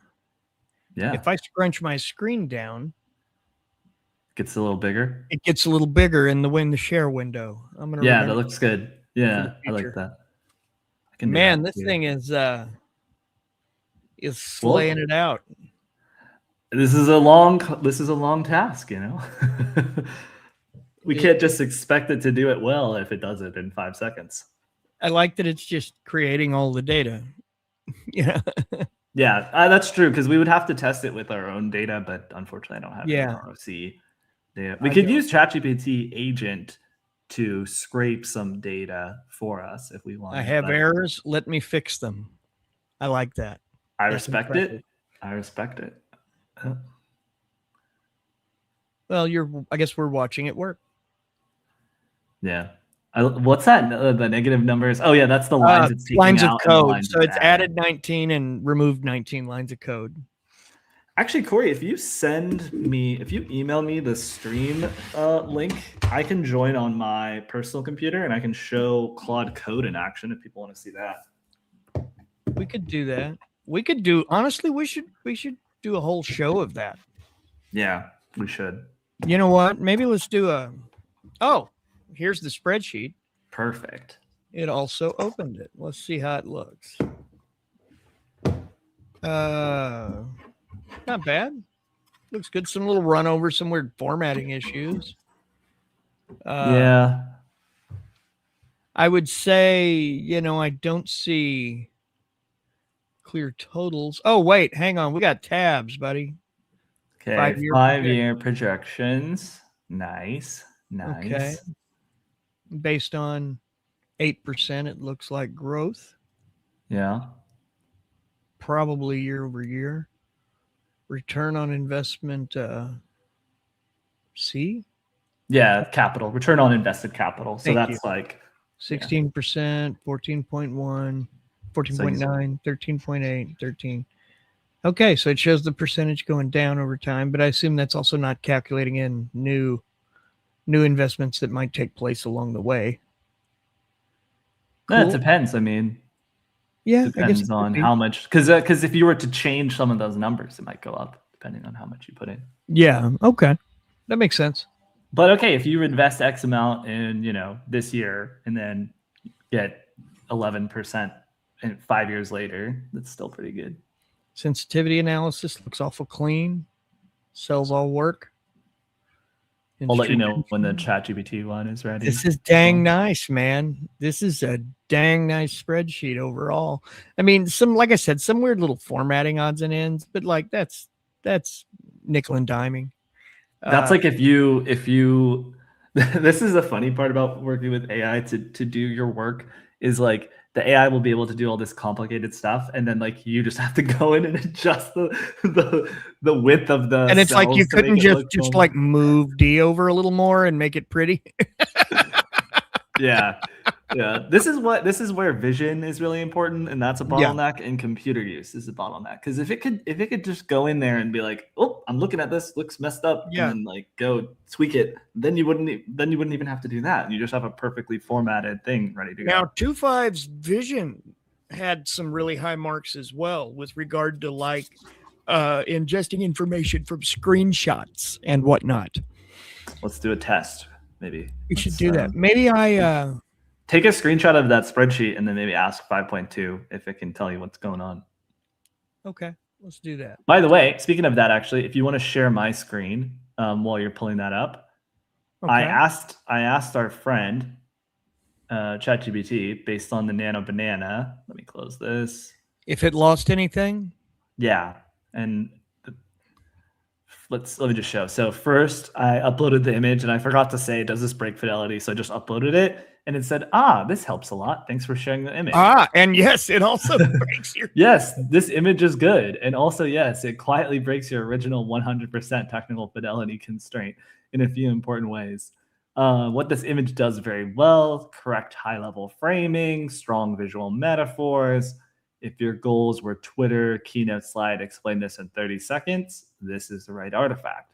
Where it quietly departs from. But if you ask for fidelity, that wouldn't be your goal, probably. Yeah, none of these are mistakes for design, but they matter for research accuracy. So, number one, it implies quantitative precision that the paper does not give, which is that's kind of big, right?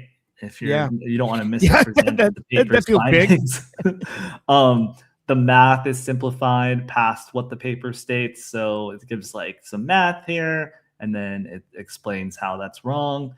And then it says boundary conditions are missing. So your HTML explicitly included, blah, blah, blah. But the image said blah, blah, blah. So it just kind of gives you an example of why. So why the difference really? Because you implicitly gave two competing constraints. Make this an infographic and 100% fidelity. When those conflict, image generators optimize for visual coherence. I defaulted to research defensibility. So I like the way that, I like the way that it explains its thinking here. I think that's quite interesting. Yeah. Hang on. What did it say it could do if you wanted there? Go ahead. If you want, I can now do one of three things: bless this image, annotate exactly where it diverges from the paper for safe use, I can generate a research-safe image variant, same layout, but explicitly labeled qualitative with boundary Actually, conditions. that's interesting. Should Create we? a paired set of visual explainer image and one method's fidelity image that is actually ideal for the neuron. Okay, so it does actually have memory. I take back what I said before. I guess I didn't realize that it has memory on. I'll have to look into that. Okay, so I'll say create. Did you think you had memory turned off? I just don't know what is in memory. So Oh, you should go look. You can adjust it and take things in and out. okay, I'll look at that after this. We'll talk about that after. Yeah. Yeah. Because we So are 10 minutes over already. So I'm good for a little bit though. When do you want to go till? Should we go till 11:30? I think that's good. Yeah. Okay, Let's go to 11:30. Okay, great. So this is ChatGPT's ROIC calculator. This is the first one that generated.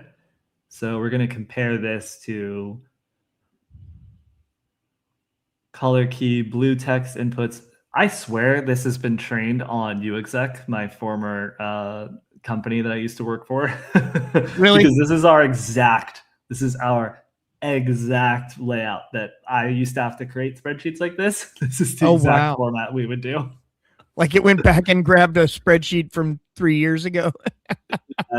Funny. Okay, so blue text equals inputs, green text equals links from other sheets. Okay, black text equals formulas. So we can edit this, although we can't do it from this document. So we've got the revenue, the COGS, the operating expenses, the EBIT, the tax rate. Then we've got the working capital, and then we've got fixed assets. And then we've got the ROC calculation here. As you can see, it's grabbing all this stuff from other tabs, and then it's doing the 5-year projections. Nice. Then cool. That looks really good. Sensitivity analysis. I like this. Gradients. Yeah, well, this not is real fun. Gradients, but it's gradiented out. It's a heat map. Yeah. Thank you. Yeah, heat map. That's cool. That's fun. And then industry benchmark comparison. So here's our ROIC. So that's again return on invested capital, and then the EBIT margin, and the actual capital invested. And then right here, it's got the benchmark that we're comparing it against. And you could customize this and put your own stuff in. Annual report. So it's like saying, okay, if we do this investment, we'll get an 18% return versus the industry standard of 12. So I would also like to add that I don't believe, no, it didn't. I'm double check. Claude didn't do charts. Claude did not do charts. Could you ask it like, hey, can you make me some charts? Include some charts. You got it. And then pull that up when you have it. And then I did best of n. So let's see if any of these others. Yeah. So this is another one that it made. So we'll just compare this. So this one has a README. That's interesting. Nice. Yeah. How to use. That's funny because we also did that at our company. I bet you it didn't, but that would be really funny if we licensed content to them. Okay. So this is kind of a similar layout, but very different. So invest in capital. Okay, it's got a nice big 18% there. I like that it made it bold, bigger type. Yeah. I like that the type is colored based on positive and negative. Claude didn't do that either. They're generally all in blue. Right. Then which is a choice. It's fine. There's nothing wrong with it. It's adding some charts. So far, it's added 87 lines of code and subtracted 3. Now it's adding charts. Another 68 added, minus 7 lines. Yeah, and then this one has a heat map as well. That heat map is cool. Yeah, that is cool. We'll see if Claude can do it. That's a nice step. And then I'll bet it didn't do it in one prompt though. It didn't consciously decide this information should be presented as a heat map. I'll go build a heat map.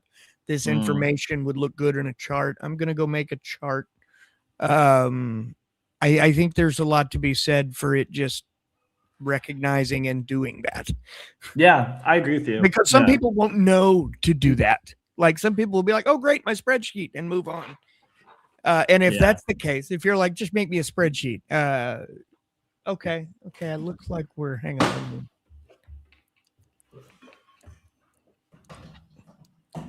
Ooh.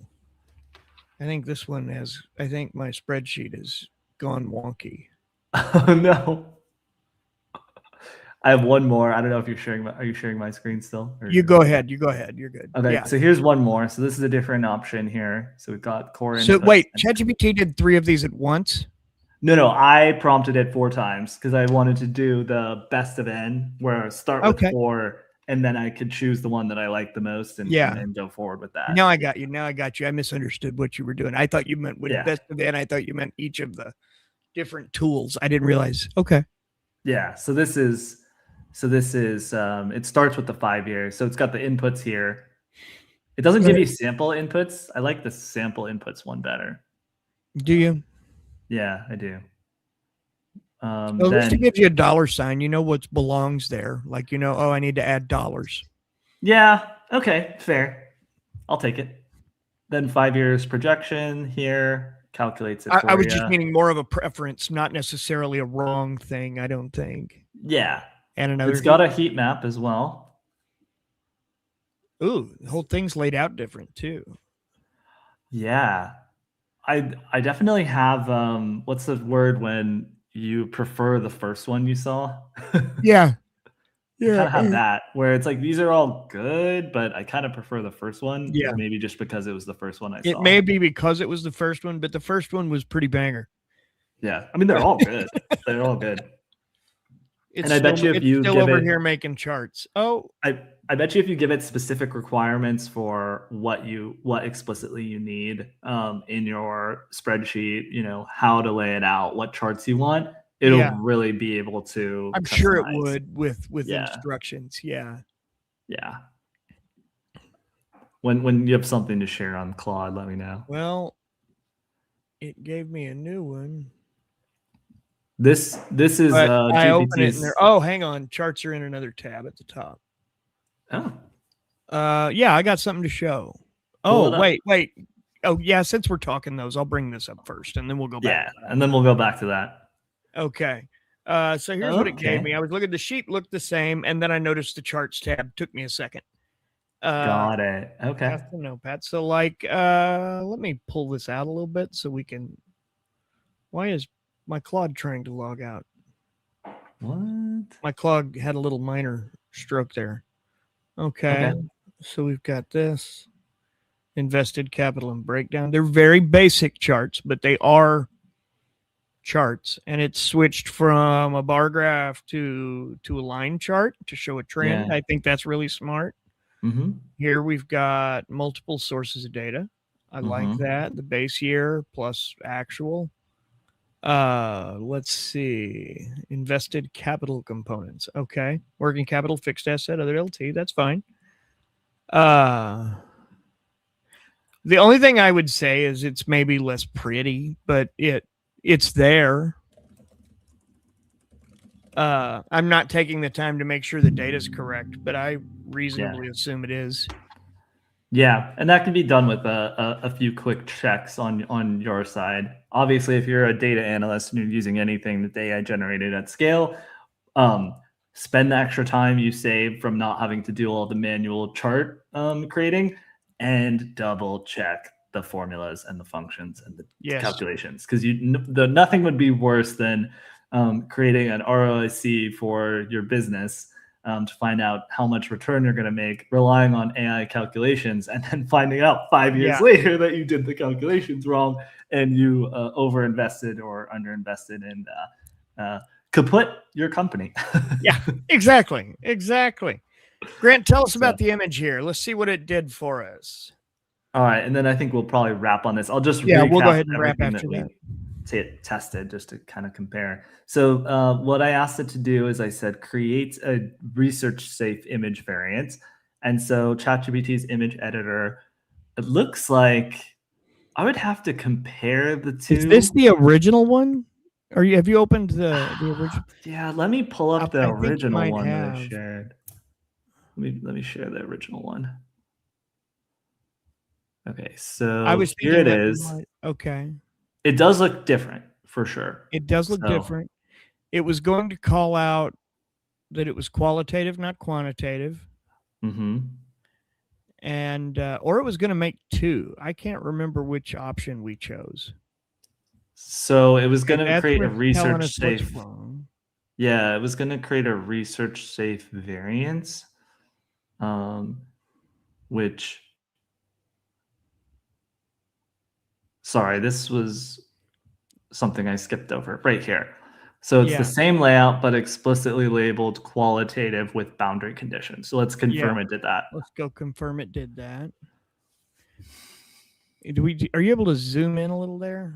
I think this is all or I can shrink do. your screen a little so it gets bigger. Yeah, let me compress it. Yeah, there we go. Yeah, there we go. Yeah, that's making it bigger. Oh, right there. There we That's go. as big as I can get it. Okay, that works. That works. I'm not sure without seeing the other one. I don't see anything that says qualitative. I don't either. But it looks like it might have removed some stuff. Maybe that's what it did. Maybe that's the approach it took. Yeah, I'd have to throw. Perhaps if we read its response, we would know. Well, let's see what. Yeah, let's see what it's. No, there's no response. I'll say, what did you do? What did you do? Good question. Novel thought. Well, while that's answering, so let's just review some of the things that we asked ChatGPT and Gemini to do. So we asked to create a neural network trainer visualization, a simple one, and I would say Opus did very well on this. It wasn't as 3D in terms of what it actually looks like, but that's okay. It didn't follow the directions as well, though. I noticed you mentioned animated nodes pulsing during training, a real-time loss curve graph. Right. Some of those things aren't in there. Like it didn't quite. I don't know if it's a capability thing more than I doubt it, than an instruction following thing. Well, because it says hit start, and there's really no. There's really no button to hit start. It kind of just. Yeah. So that I would say that one was not nearly as good as Gemini's. At that task. This is our group chat, which that was fun. I'll share a group chat in the newsletter, and Gemini gave us some code for that, so I'm gonna go ahead and delete. Maybe there's a Guinness record we can break for the largest ChatGPT group chat. I think there's a limit. There's probably only 20 people, but maybe we can create new ones every week or something. Maybe we can fix that. This was the one that Gemini. This is the one that Gemini created, which was really good, really cool. It was. I liked that one a lot. Yeah, Grok was functional. It just looks like the format is really bad. It's on wide. Change it to mobile. It doesn't look better. Oh no, that's not an improvement. But keep in mind, we're on the free version of Grok, so we're not getting the most, the best one. Yeah, if we're using something's free version, I want to really call that out because, we're not using their best tool where we are paid on the others. I don't know why I didn't try it, but I have a verified Twitter account that comes with free Grok. Well, we'll have to. We'll try something with that next time. It never crossed my mind. Yeah, so then we tested presentations. What was the ChatGPT version of that? We just showed everybody. Good question, because it was still loading at the time. What happened? Okay, here is the ChatGPT version. So this is an AI ROI in 2025 spreadsheet created by GPT 5.2. Reported use of AI. According to global surveys. I don't know where that data came from, if this is real data or not, but the layout's pretty good. It shows sources at the bottom. A McKinsey report? Yeah, that's probably real data. Okay. It's old though, 2024. So don't here's what I would say. If you're going to use ChatGPT to create slides or presentations, provide the data yourself. Even if you just do it in a separate chat and ask it to use web search to go out and I would do that with stuff. any of them too, to be clear. I would, have your data you want, unless you've told it to go, unless you've done a separate step that's like, go research data for me and find what's out there in this. And then you can say, I want to use this, and this, but and define your own data parameters. Yeah. I find that the researchers are not good at keeping consistently the most up-to-date, most recent data top of mind and reducing other stuff. So that's one thing that they should work on with the deep research agents, is making sure that it prioritizes the newest, best source of data possible. Yeah. Maybe tell it that when it goes up. Yeah, because not many people are defaulting to 2016 data. And for what it's worth, in any other industry aside from AI, 2024 is just fine data. It's just that in AI, like August data is kind of useless right now. It's made it really difficult to find actual trends. That's true. What do you think of this layout, though? How do you like the presentation as a whole? It's really clean. There are things I would do different. The chart's not that inspiring. Little white space. It's not gorgeous, but again, if I came into it, I've been in meetings where actual humans presented worse looking presentations. That's fair. Like did it do it better than a human? I would say better than some, for sure. I'll bet if you told it to make it cooler looking and, ensure you could absolutely refine it. Again, that's a thought for 49 minutes and 8 seconds. Oh my God. I did not even look at that. Whoa, way to bury the lead here. What the hell? I told you this is cool. Yeah, I told you that this is the pro version. This is why you pay $200. I don't know if it's better than Claude Opus, but I'd be curious to compare the data. What do you mean? I'd be curious to compare the data it found with 49 minutes to think. Right. And how much of that time was spent making it pretty versus making it strong and accurate. And also you can give it multiple instructions at the same time, which is nice. So I'm gonna go ahead and let that cook. Let's finish this review here. So one of the other things that we asked to do is build a single page app in one HTML file called WaveLab. This one is really cool that Claude made. The only problem is it's like a weird, like the colors are weird and interesting. It's like, I don't think it's changing that much. Yeah, let me refresh it actually. It may be how I'm seeing it come through.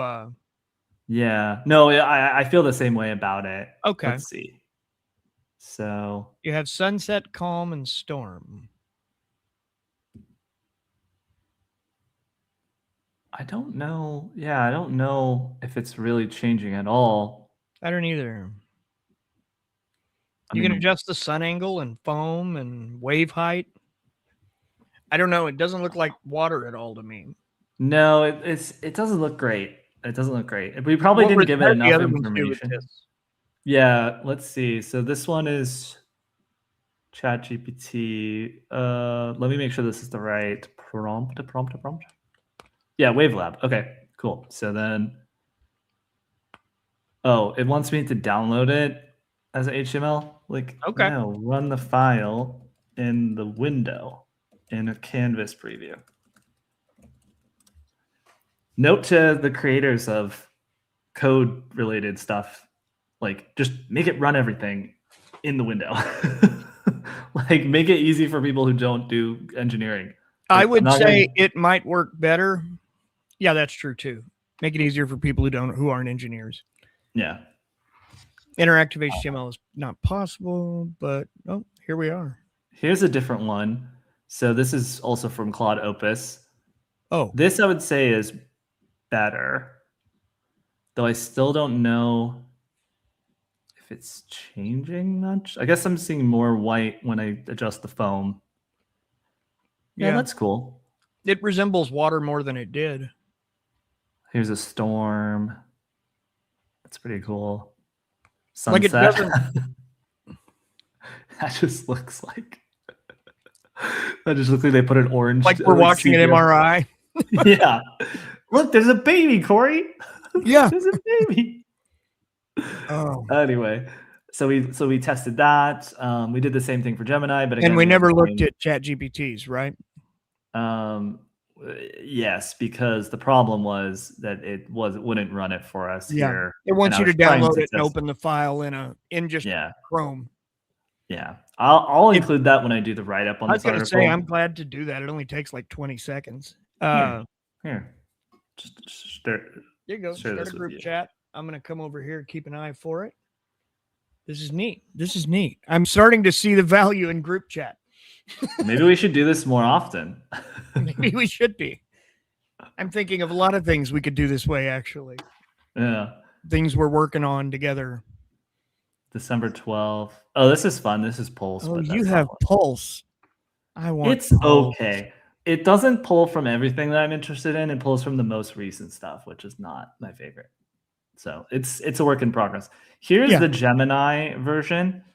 The only problem with the Gemini version is I don't see anything here. And I told it, I was like, I don't see any waves. And then it said to make the waves visible, I will update the shader logic. And I'm going to say, like, I still don't see any waves. It's funny. I haven't received your group chat yet. One sec. Oh, I sent it. Sorry, I sent it because remember, it's just a link. It's in the private chat between you and I. Oh, okay. Yeah. Hang on. Yeah. Copy. So I got you, fam. Now I get it. Okay, so then we also did this summarized Lord of the Rings as if it were an Amazon product review.